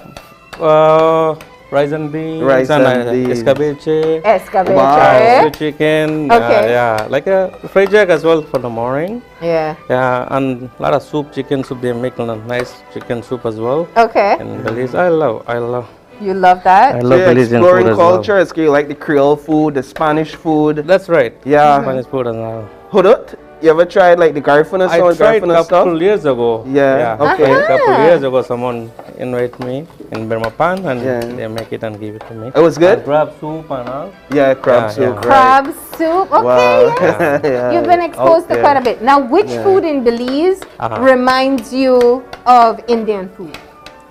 Anyone that is close or reminds you of an Indian? Like I say, the fried jack is like we call it a puri. Okay. Similar to we do the tal puri and Yeah. like a tal puri, aloo puri. Okay. They have a potato along with that. Yeah. Yeah. All right, so you Except just we threw in the raisins. Raisins. and brown those up. This smells so good. I'm telling you. Thank you. Oh. Now. And that was just the nuts and the, where are we, over here? That was just the nuts and the raisins in the hot ghee with or butter, depending on what you use at home. Yeah. So this 1 cup of suji. Okay. And I took 2 to 3 spoon of desi ghee, and I take 3 cup of water. All right. So we have to boil some water here. And I'll take 1 sip of chai as a part of my recipe. Yeah, I'm enjoying this chai tea. So good. All right, so now we're gonna So boil boil the up. water. So we have to add the roasted one, roasted suji. We have to mix it when the water boils. Oh, when the water Yeah, boils. slowly mix it. So we heat this up. We heat up the nuts and raisins, and now we're gonna boil water and then add them in. When they start to cook with the water, we have to add some ghee and that brown sugar. When they melt it, Okay. that one is going to be last. Is this something you would serve at your shop? Sometimes people are Yeah. they People want request something, it, they and say then they do it. Yeah. Yeah. So it's called suji halwa. Yes. It's so simple. I mean, Yeah, you could that's the make easiest. it. Yeah, anybody can do it. Anybody easier, can yeah. do it. Only Once you know have about the measuring ingredient. one. Right. Measuring is really. It's always the cooks that say, "Oh, it looks so easy." No, that's a lot of work. Listen, I try making chai at home. Forget Wow, it. I just wow. have to go back to you. Wow. That's why a lot of people ask me some cauliflower. People like from cauliflower from me. They ask me recipe as I afraid Cauliflower? To give cauliflower. Afraid to give them. They won't come back again to me. What's so special about your cauliflower? I do some secret sauce there, Oh. and they're like the people. A lot of people in my place. A lot of people like cauliflower, extra cauliflower always. Okay. Yeah, a lot of people love that. So it's like a similar to like sweet and sour. Okay. Okay. Chicken like that. So it's you're eating this healthy vegetable. Yes, sir. But in I serve in my kitchen like 6 to 7 vegetables. Okay. Pumpkin curry, callaloo, cauliflower, and sometimes okra and split peas. Yeah. And all of those comes with the 6, 7 to sometimes 8 vegetables. Serve with whatever they order the meat. Along with that, Yeah. equal to meat what they eat. That's a vegetable also equal to that. And it's a good vegetarian plate for That's people why I have too. vegetarian, I have vegans, everything. Yeah. Yeah. Oh, wow. I have vegetable samosas and everything. So it's 10 years. You said the restaurant's been open. Yeah, 10, 11 years more or less. So when you moved, you were in Belize City. You were cooking in Belize City. Yeah, 2009 I moved from Belize City. And then you went to Bamapan. Bamapan, yes. Did you ever expect that people would love the food so much? Be honest with you, Bamapan, I never planned to open something because in Bamapan, they know how much Indian community. Yeah, that's a few why. of them are like a 5 or 6, and they also, they are the families. Right. Everybody they're cooking They cook home. They Cook cook for home, so they know themselves, order every day. So we right now like mostly Belizeans and other people. So how they did you love- start if you didn't think that a restaurant would work there? I tried beginning like years, nothing much happened, but I never give up. So that's why I reached to hear that I never know you all will see you like this. So I never give up. I still work hard and work hard and work hard and keep on doing it. And up to now, like Mr. Bal said, that place look good and everything slowly. Yes. I fix Amazing. it up. Yeah, now slowly you could add it. Yeah. Okay. Oh, you want me to do? All right. All right. Slowly we can mix Slowly. You don't want it to get lumpy, right? Like a kind of easy to get hard. Yeah. All right. Right So on what the we did was hands. boil the water. This is the toasted farina, suji. Yeah. You want it higher or lower? I need a higher just because. Higher yeah. is this way. Okay. That's it. It's interesting. It's almost becoming a paste, Yes. like an oatmeal consistency. I See, love you're your being- play-by-play, Paul. I see you're being very careful there, Marlene, to make Because he sure you wants don't it to add too thicken up, much. right? Right. Yeah. So you gotta get everything mixed in together. That's right. Yes. I know a few things in the kitchen, you know. Yeah, it's mixing, right turn. Months are awesome. Ah. All right, so I have a job. I can go work at Shikar. He's like, stick to TV, Marlene. Right. Yeah. You do your job, I'll do mine. Looking good though. All right, now it's getting thick. I guess the fear here is that it becomes too lumpy and you don't want that, right? Yeah. So you have to keep When mixing. they start to boil, it will be like a pop-up. Okay. So it will be Just lower spread it. more and. Because you don't want that to. All right, tell me when you're ready. ready. Be careful when you boil. It's too high. It's Yeah. like it'll be like boil high. I like So how it it thickens up. Thank you, sir. Because this is really like I could just compare it to flour. Yeah.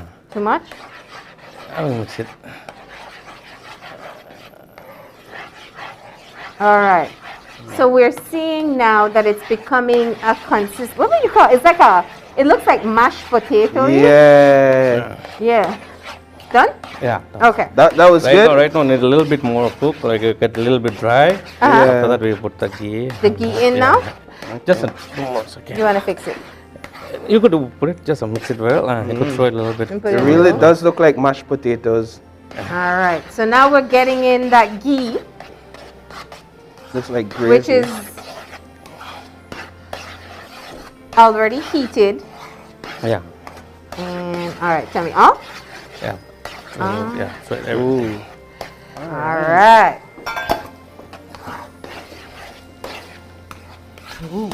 Looks like hardwood. So up until now, Yeah. we still haven't added any sugar yet. No, That's not coming as yet. up soon. Not as yet. Not as yet. Yeah. Mhm. Then it will be next. That will be the next. next thing. What you need? Uh, Water? no, water is enough. Water is enough. Now you could add a sugar now. Now I add Little bit. little bit. Try up. You could try it. Throw all? Little by little. Sorry. I know. We're here it's the to first help. time, right? Yeah. Like you feel like a dream. So wake up, sir. Yes, sir. Thank you. But Shakar, the biggest question is, who's at your shop? Today I will be there like in a few more hours. Okay, so you're closed for breakfast today? Yeah, that's right. Uh-oh. Is breakfast a big thing at your shop? No, only lunch. I Okay, focus on lunch. People, yeah. the traffic comes in for lunch. Yeah. Look at this color change.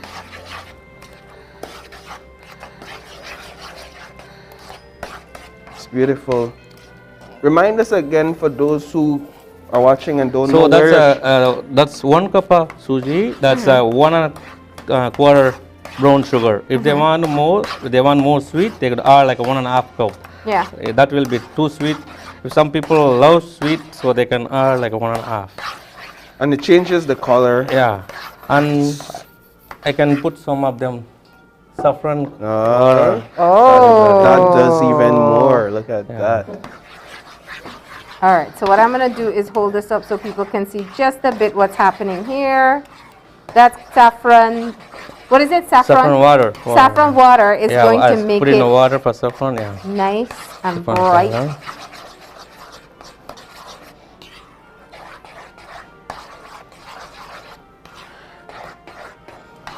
Now you could add that nuts, nuts? and a little bit half of that, and Little bit? Yeah, but some of them will decorate the top. On I almost top. forgot about the nuts, you know. And now you could broke up the cardamom. Oh. For the flavor, cardamom, because some people then doesn't like the taste. It's very strong. Yeah, so only I put one. Because the seed, just for the flavor, right? Mm-hmm. Yeah, it is strong.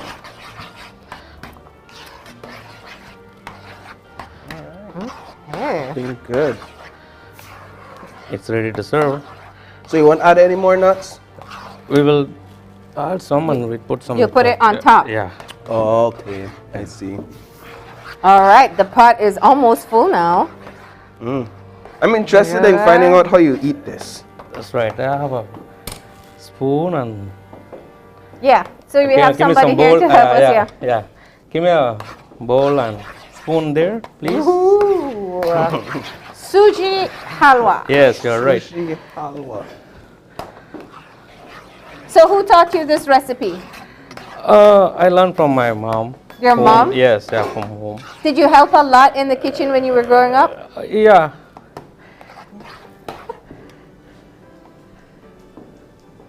Oh, there's enough for everybody. All right. Just like that, we have dishes magically appear on set. All right. Now the top. Now we add Yes. everything else. Yeah, right. Prepared live on set. Okay, so that's Yes, the final product. Yeah. I mean, it smells amazing. Yeah. It actually smells like a sweet treat. Mm-hmm. Okay. Okay. It's very hot. It is. No, yeah. It's hot sugar. Yeah. You could burn yourself if you're not careful. That's right. We're done. We're off the stove. Because we don't roast it already, it won't take long, and boil it in the rice, Okay. water as well. Uh-huh. So it cooks well. Okay. So you would have this just as a snack, as a dessert? How would you have you could have it as a dessert. After you eat a meal. After you eat, yeah, right. I could see myself. I could like add ice cream on top. That would be damn no.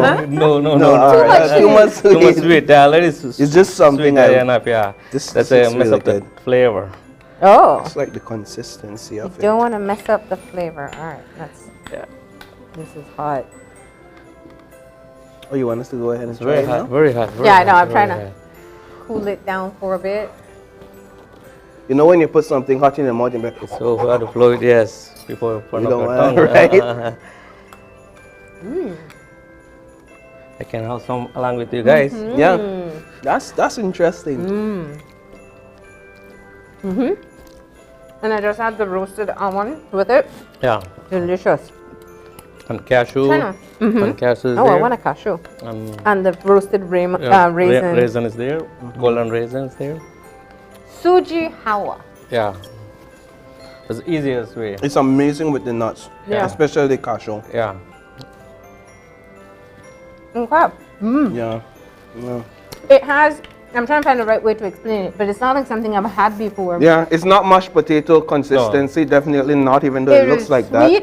Yeah. I taste that toasted flavor from the wheat. Yeah. So you taste that, but it's not like overpowering sweet. No. And then the nuts, the toasted nuts are just perfect. Exact enough for the sweet, I mean the sugar. If some people like a more sweet, they could add a little bit more. No, that will be over. Yeah, this is very... No, but you saw so much sugar go into it, you think you just get a lot of sweet, but then you taste it and you don't get that. That's right. It's delicious. All right. I'll have to go to you to get it. I can't try to make it on my own. But Shakar, we appreciate you coming in and sharing a bit of your culture. Thank you so much. My pleasure to come here, and this I never know I will be with you guys. Right? It's my pleasure. Thank you so much. And so with that, we are going to go ahead and take a break. But we have a giveaway, right? We do. So what are we giving away today? All right, we got a rum popo from Kojak. And so we'll have that posted in our comments during our break time, right? So that's what's coming up. We're going to take a break. When we come back, we'll be joined by Madisco to find out more about how to make the wine and champagne selection for Christmas. Stay tuned.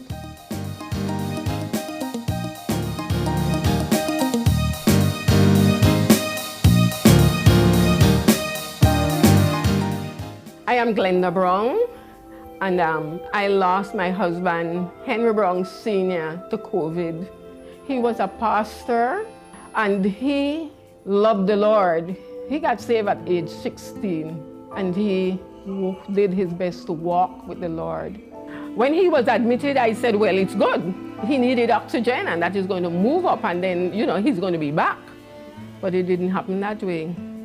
Eventually, he got intubated and sedated, and that was the part when we realized, it is getting real worse. We don't know what is happening. We prayed with him, we spoke encouraging words, but we weren't getting a response. We hope he heard, but I don't know. I eventually reached hospital unplanned. I spent an overnight in there Monday. That night, because I was tested positive, the doctor allowed me to go and see Henry. And so it was so good to be able to go to his ward. I get to rub his head. But he was saying he didn't think Henry was going to make it.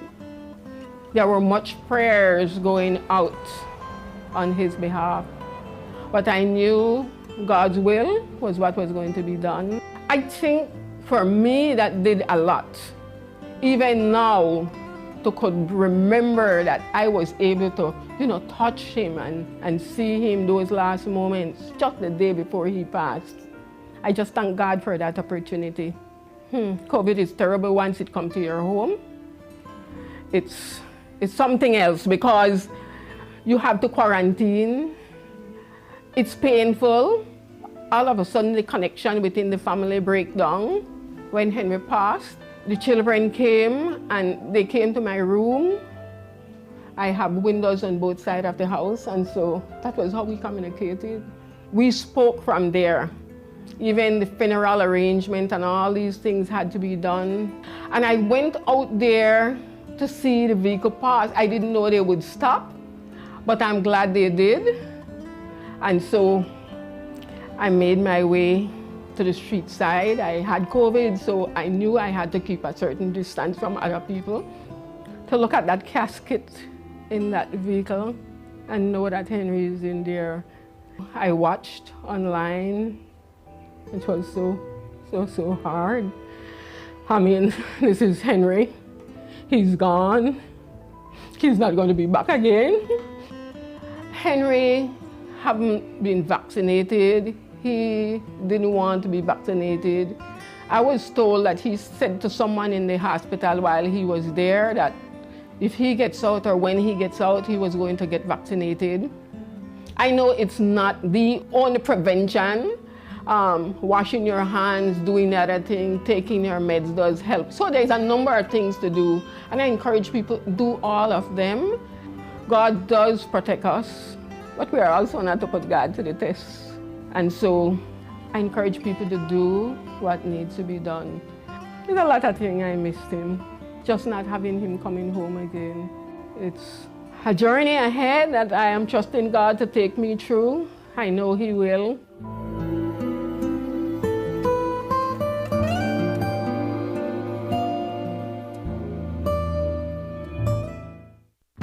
With eCash, bill payment is extremely convenient, and all utility companies accept eCash payments. What's even better? You get to split bills with your roommates, siblings, or whoever you desire. Simply open your eCash app, go to Bill Pay, tap the respective utility company, enter the information, and pay the bill. Then tap the transaction made. Tap Split the bill. Select Evenly. Send the request to who you are splitting the bill with, and get notified when they pay. Talk about making life easy and avoiding confusion. You can split the bill for restaurants, grocery stores, and for any eCash payment you make. To find your next yummy meal, hair treatment, or chill spot, simply open the app and utilize the geolocation service to see nearby businesses that accept eCash. Geolocation and bill payment make life a whole lot easier. When something is good and you can save, that makes it even better. Like this guy, he buys Flex bundles using his promo credit. No worries when his primary credit is finished. He gets talk, text, and data for free. Or her, she calls her family internationally with her promo credit. And with data packages so affordable, she even does video calls. Smart continues to offer great deals and affordable promotions. As a small business owner, she saves when she uses her promo credit to call the other guys. All Smart customers enjoy more triple days and knowing they can use their promo credit, which just lasts longer. Smart, bringing people together.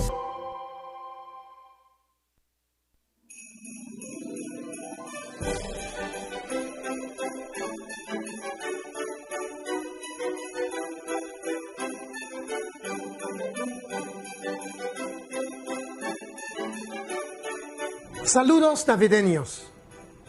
Me encanta la temporada navideña porque incluso al cruzar el puente de nuestra división política o más allá de los desacuerdos sociales y económicos, hay una cosa segura y es que la luz de Cristo es mayor.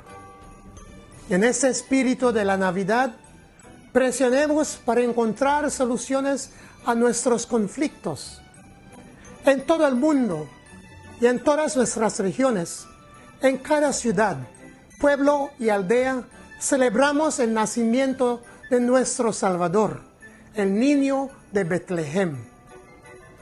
En este día lleno de luz, resuena el anuncio profético del capítulo 9 de Isaías, porque nos ha nacido un niño, se nos ha dado un hijo, y el gobierno estará sobre el hombro, y su nombre se llamará Consejero Maravilloso, Dios Poderoso, Padre Eterno, Príncipe de la Paz. En Belice tenemos una sólida base cultural y espiritual para desearnos una bendita y feliz Navidad. Cada vez que los hacemos, afirmamos el don de amor y la paz. La Navidad es un momento perfecto para celebrar la familia, la amistad y la alegría. Es una época en la que celebramos con la comida y bebida, risas y amor. La poeta Maya Angelou dijo: aplaudimos y damos la bienvenida a la paz de la Navidad. Le pedimos a esta buena temporada que espere un rato con nosotros. En esencia, esta es la temporada en la que amamos a los demás. El nosotros, no el yo, hace posible la Navidad. Así que, de mi familia a la suya, les deseo a todos una Navidad bendecida, segura, llena de amor y de felicidad.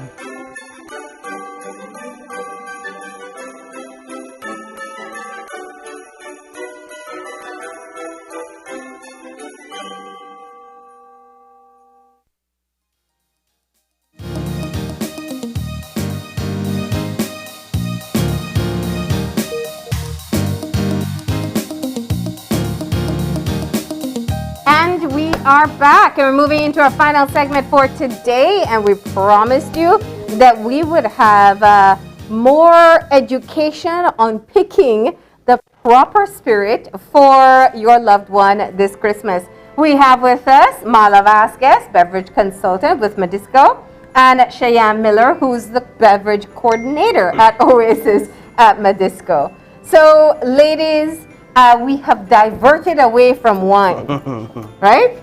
And you brought the other favorite that people have. That's right. Spirits. All right, we got whiskey, we got lots of whiskey, And we have a more little bit of whiskey. wine, We have some morning syrups. and as we well. have some. Yeah. Some morning syrup. Morning. Oh, morning So syrup. it's actually Mona because it is French, but of Yeah. course, we kind of, it's easier to say morning. Morning, okay. Mona is like, oh, so it is morning syrups and they are organic. Okay.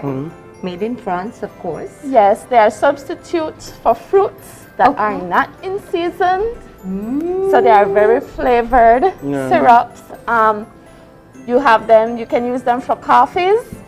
So you could flavor your coffee using caramel syrup or hazelnut. Make it a little nicer. Or you could use it in cocktails as well, daiquiris, because we have the blue caracal. We have, like when mango is out of season, we have mango syrup as well. We have kiwi. So that we have a wide variety of morning syrup over there. Now, I mean, this is a very popular one with coffee shops and Yes. bars. Yes. I know that much. And if you want to make something very special, it's great to keep at home. Yes. There are so many flavors. It's unbelievable. Yes, over 100 flavors. Yeah. Yes, they are. Just everything you can think of. What's one of the craziest ones? Craziest one is turmeric. Turmeric. You can actually use the turmeric in your coffee as a boost. And they're bringing in a boost right now that you can Booster. add it in water, in your Yes. cocktails, whatever. Okay. So it's anything imaginable. I always say, no, well, if man can imagine, There it can go. be created, you know, that kind of thing. What are some of your top sellers in flavors? I You think know, the agave, yes, definitely. the agave, we have an habanero lime. Wow. Yes. Yes, that we have a lot of what you shoppers. do with that. The chefs probably have fun with it. Yes, indeed. Well, you can actually make it in your cocktails too, because if you have the spicy cocktails like your vodka runner and you have the Yes. jalapeno spicy margarita, you can actually So put it in that. Yes. And then you have the blue curacao. Yeah. You can have it with your it's also a liqueur. Yeah. But you have the syrup, which has no alcohol at all. Yeah. And what makes it great is if you want it just like that, because it is already syrupy and sugary, you can actually just put soda water and call it a French spritzer, because it becomes a French spritzer. Yeah. So it's a lot of other things. You have the rose. rose water. The rose The rose water water. is Yes. fantastic. Yes.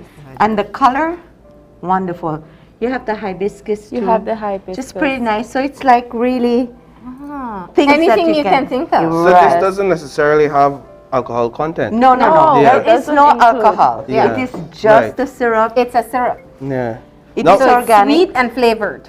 I've never had it syrup in a drink, so you'll have to educate me a bit in terms of how do you include this in a cocktail, for example? Like what's the mix that you would have there with your alcohol and your Well, syrup? you know, like the winemaker always uses the finishing touches. Yeah. This would be your bartender's secret. Yeah. This would be his secret ingredient. If you want anything that tastes like hazelnut, he'd put a dash of it. Yeah. Or he'd incorporate it in the his drink. into the drink. Yes, So yes. yeah. And a lot of cocktails use sweet syrup. Right. Yeah. Yes. They do. But it would be a flavored sweet syrup that they would use Correct. in this case. Correct. Yeah. So for your Oh, we have the blue parasol here. Yeah. yeah. So you have you see? Perfect for blue margaritas. Yes. Correct. There you go. And also for your blue martinis. Oh. This is something easy to take Yeah. home Yeah. and make syrup. What's lovely? Anybody who's a margarita maker at home Yes. needs one of Right. these. And the thing is, because the syrups tend to be heavier, Mm-hmm. when you add it to water or soda, you love to see the color just rising up. And Just then a mixing. change of Yeah. colors, it's exciting. Wow. Anything Wow. to do with liquor. I was going to say, see, I told you, you're in So for a fun passionate. time. All right, and so let's talk. So we talked about the syrups that you have available. We have some up on screen. Right. Pumpkin spice, strawberry. Correct. Is Margarita mix. that Margarita Yeah. mix. Yes. There's your habanero lime. Correct. Spicy mango. We Yeah. also have purees. So the purees are the real fruit that they are thicker, so you can use it in your daiquiris and whatever. So you have purees and you have syrups.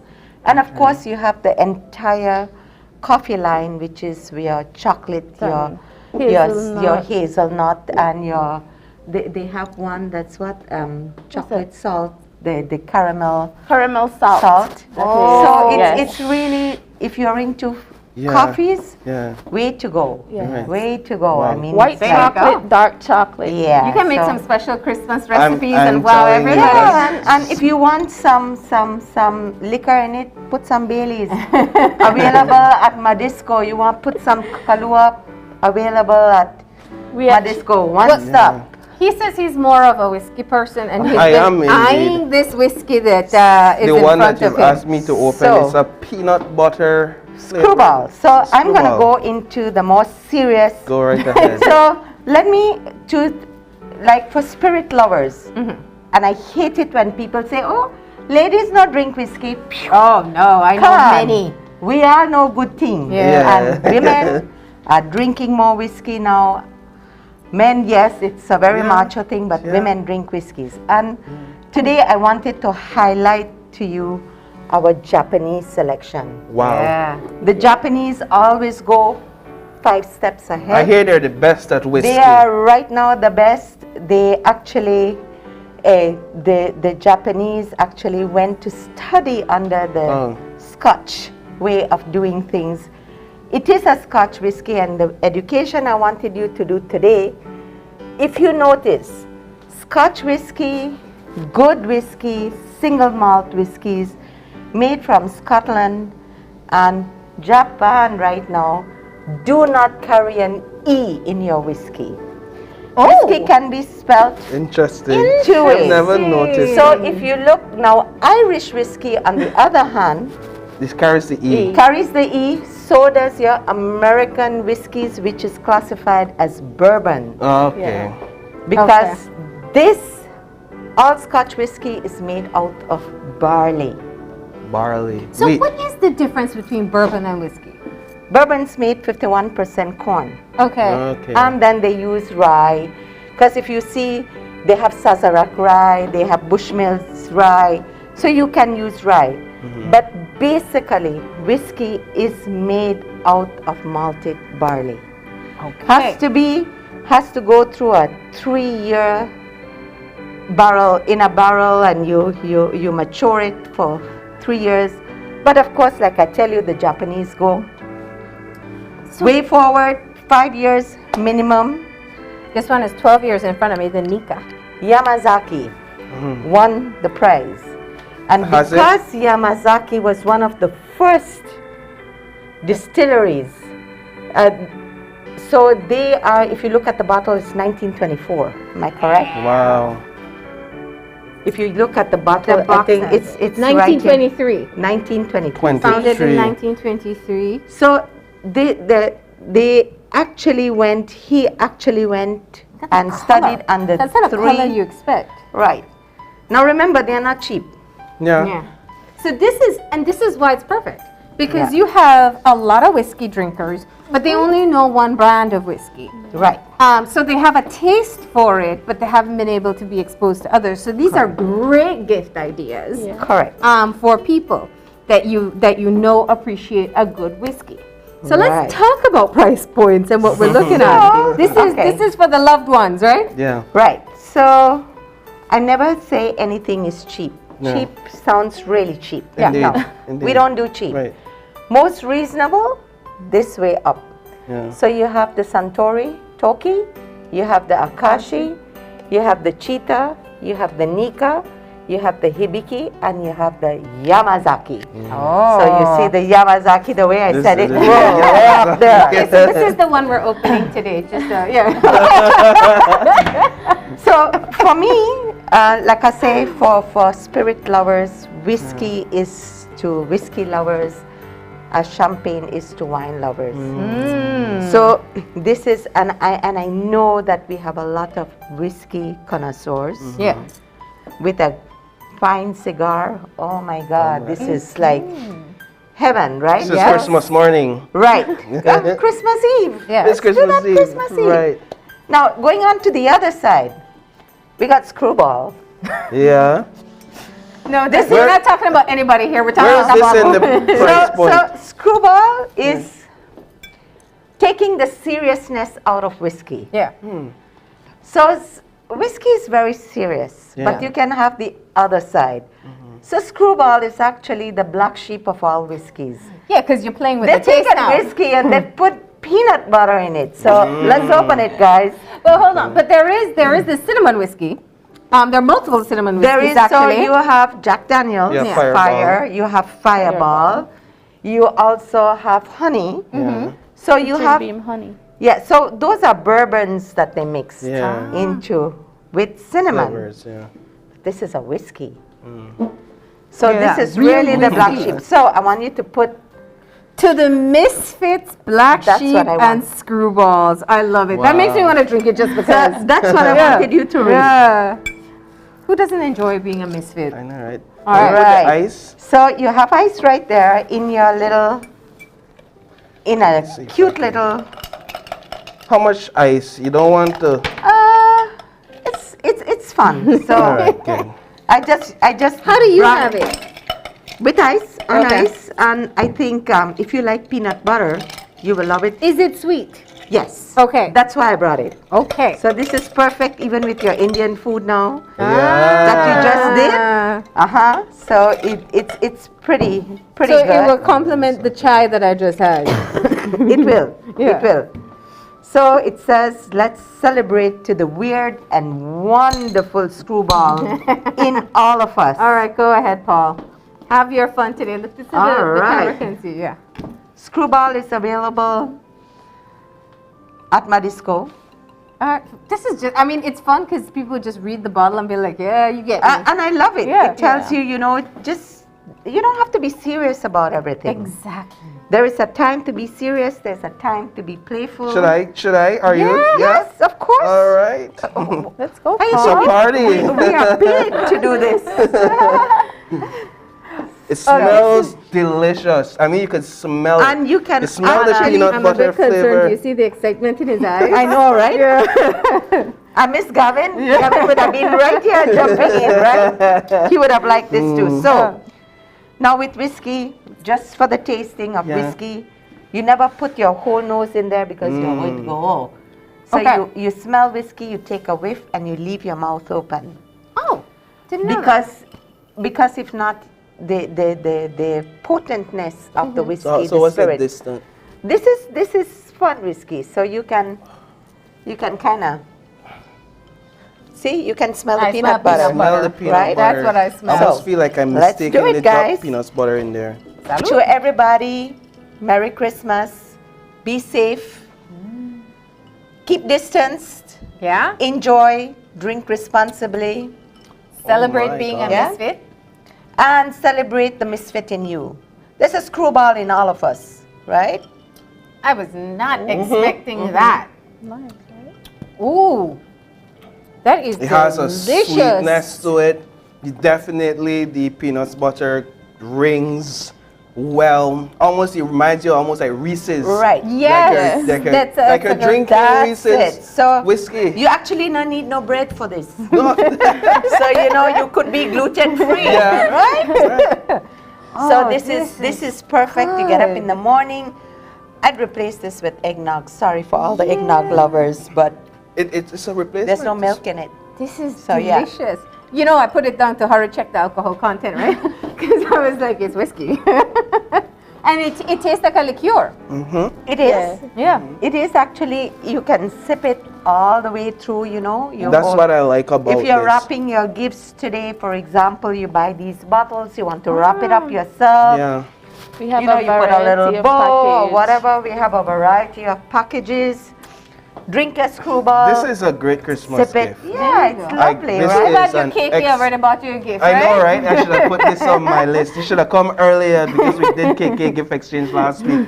If I had known. But this is Well, amazing. Gift ideas. Yeah. Let us know. And of course, we cannot forget to let the public know that our organic lines are back. They come in today. So they should be ready to go on sale this evening into tomorrow. So Emiliana is back, the Adobe line is back, the Aresti line is back. Yeah. So we just brought a couple of bottles so people would know that we have it back. And we're as we excited. said the last time, it's very easy for you as the shopper to purchase a quality bottle of alcohol for someone. And it's great for them because they have something to open and celebrate with without even thinking of whether or not they planned. Yes, yes. Yeah. And the thing is, it's always, I always say when you buy a bottle, it's a gift that you can share. Right? There you go. And if whoever you're sharing with likes what they're drinking, they'll buy another bottle and share it with There's you. nothing So it goes there's around. nothing more exciting than having a couple of friends over, a small group, and everybody is having perhaps their regular whiskey, and then you're like, all right, I have a treat for you guys. I have a surprise, and you bring this out and you fill their cups with ice and you let everybody try a bit, and just to see the excitement and the reaction in the room, you'll be like, all right, that's all you get for this holiday. Come back next holiday and I'll have more for you. So you'll be known as the guy that wows them with alcohol. Just So you have Screwball this holiday. I love this, yeah. And I just wanted to remind everybody of our opening hours. Tell this us. week. We're open from 8 to 6. Monday and to Thursday. Monday to of this Thursday. week. And Friday we're open from 8 to Until 2. Until 2. Yeah. Okay. All right. So I gotta say though, you definitely brought us a fun time with this one. And even for people who perhaps have tried whiskey and don't like it, still have an open mind towards this. It doesn't even, You know, I always say there's always good and bad in each one of us. There's always fine and not so fine. So I'd go in between, be the black sheep for a while. And celebrate. Well, before we leave, just let Tell us us. share. We have our three branches, one in San Pedro, one in Belmopan, and Belize City. We're all open until 6 o'clock this week, until Thursday, again Friday until 2 o'clock. We have our WhatsApp numbers. Each branches has their own WhatsApp numbers. They can call in. Visit our website. Our store is now a retail store, so you can walk in, get your shopping carts, and pick up whatever stuff you're looking for. And you also sell the gift bags for people to baskets. wrap up the gift right there. And last minute purchases, you have these bags, grab and go. One time. We love the sound of that. Well, ladies, cheers one more time.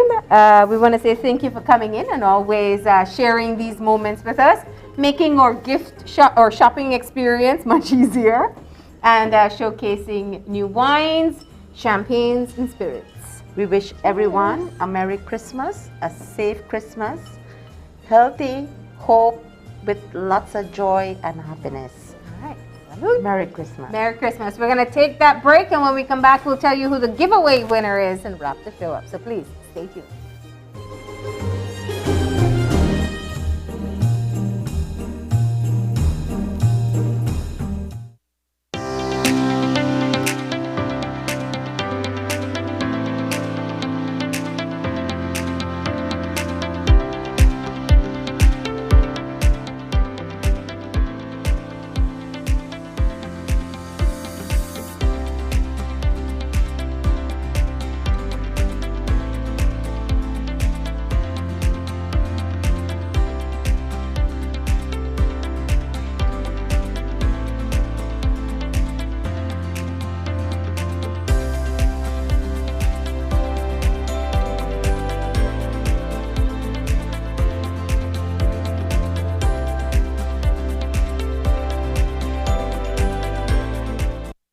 It's almost lunchtime and Alice is getting hungry and forgot to bring cash. She remembers that eCash now has a geolocation feature in which she can easily view the eCash merchants near her, especially restaurants. Her co-workers also ask her to order food for them. Chicken chow mein, please, and a Coke. The merchant sends her the payment link. She taps confirm, and within a few minutes, her food is delivered. Alice then views her transaction history and taps on the transaction recently made. Then taps the split the bill button where she selects the unevenly option and moves the bar to the desired amount per person. The request is then sent to her friends. Her colleagues accept the request and are ready to enjoy their meals. Geolocation and splitting the bill via eCash make Alice's life a whole lot easier. It's a fact that your credit lasts longer when using Smart. During these times, we're all trying to find ways to cut costs and save the little resources we have. With Smart, it's easy to do that. It's a fact that with Smart, your credit lasts longer. You can call Smart to Smart and Smart to Digi using your promo credit, while with the other guy, you can only call OnNet, Digi, or BTL numbers. What does this mean? You get to call any national number using your promo credit. Your promo credit is free, so that call is also free. Know your facts. Don't be tricked by the other guy. Be smart and save your dollars.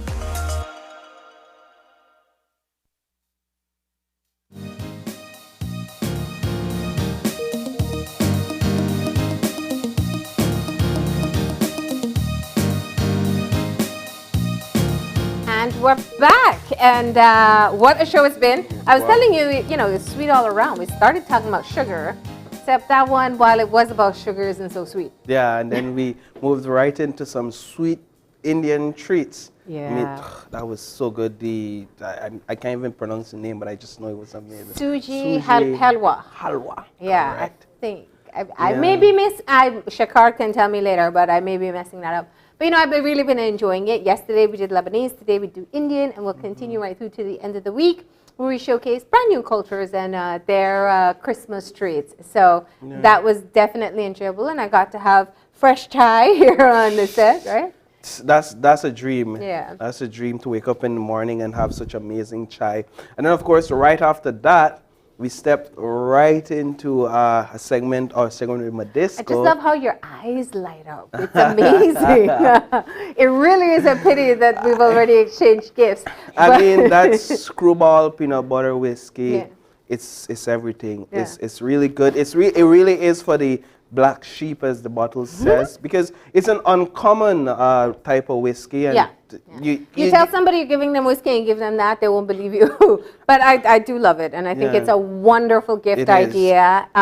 Like everything else that we showcased here, this is the home stretch, right? So people are going to be out today through to Friday trying to pick up all the gifts that they can, and of course picking up a great bottle of wine, champagne, whiskey or even syrups or liqueurs that people can add to their bar collection, Definitely. That's definitely an easy way to go. Yeah.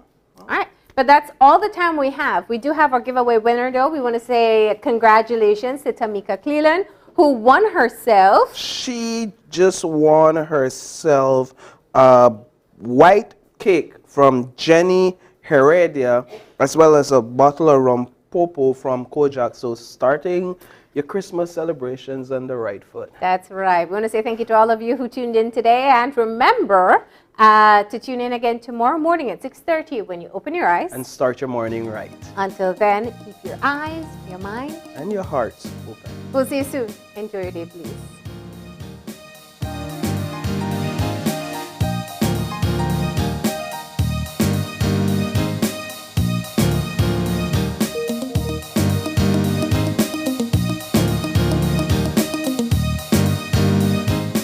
Open Your Eyes was brought to you by the Belize Bank. Our country, your bank.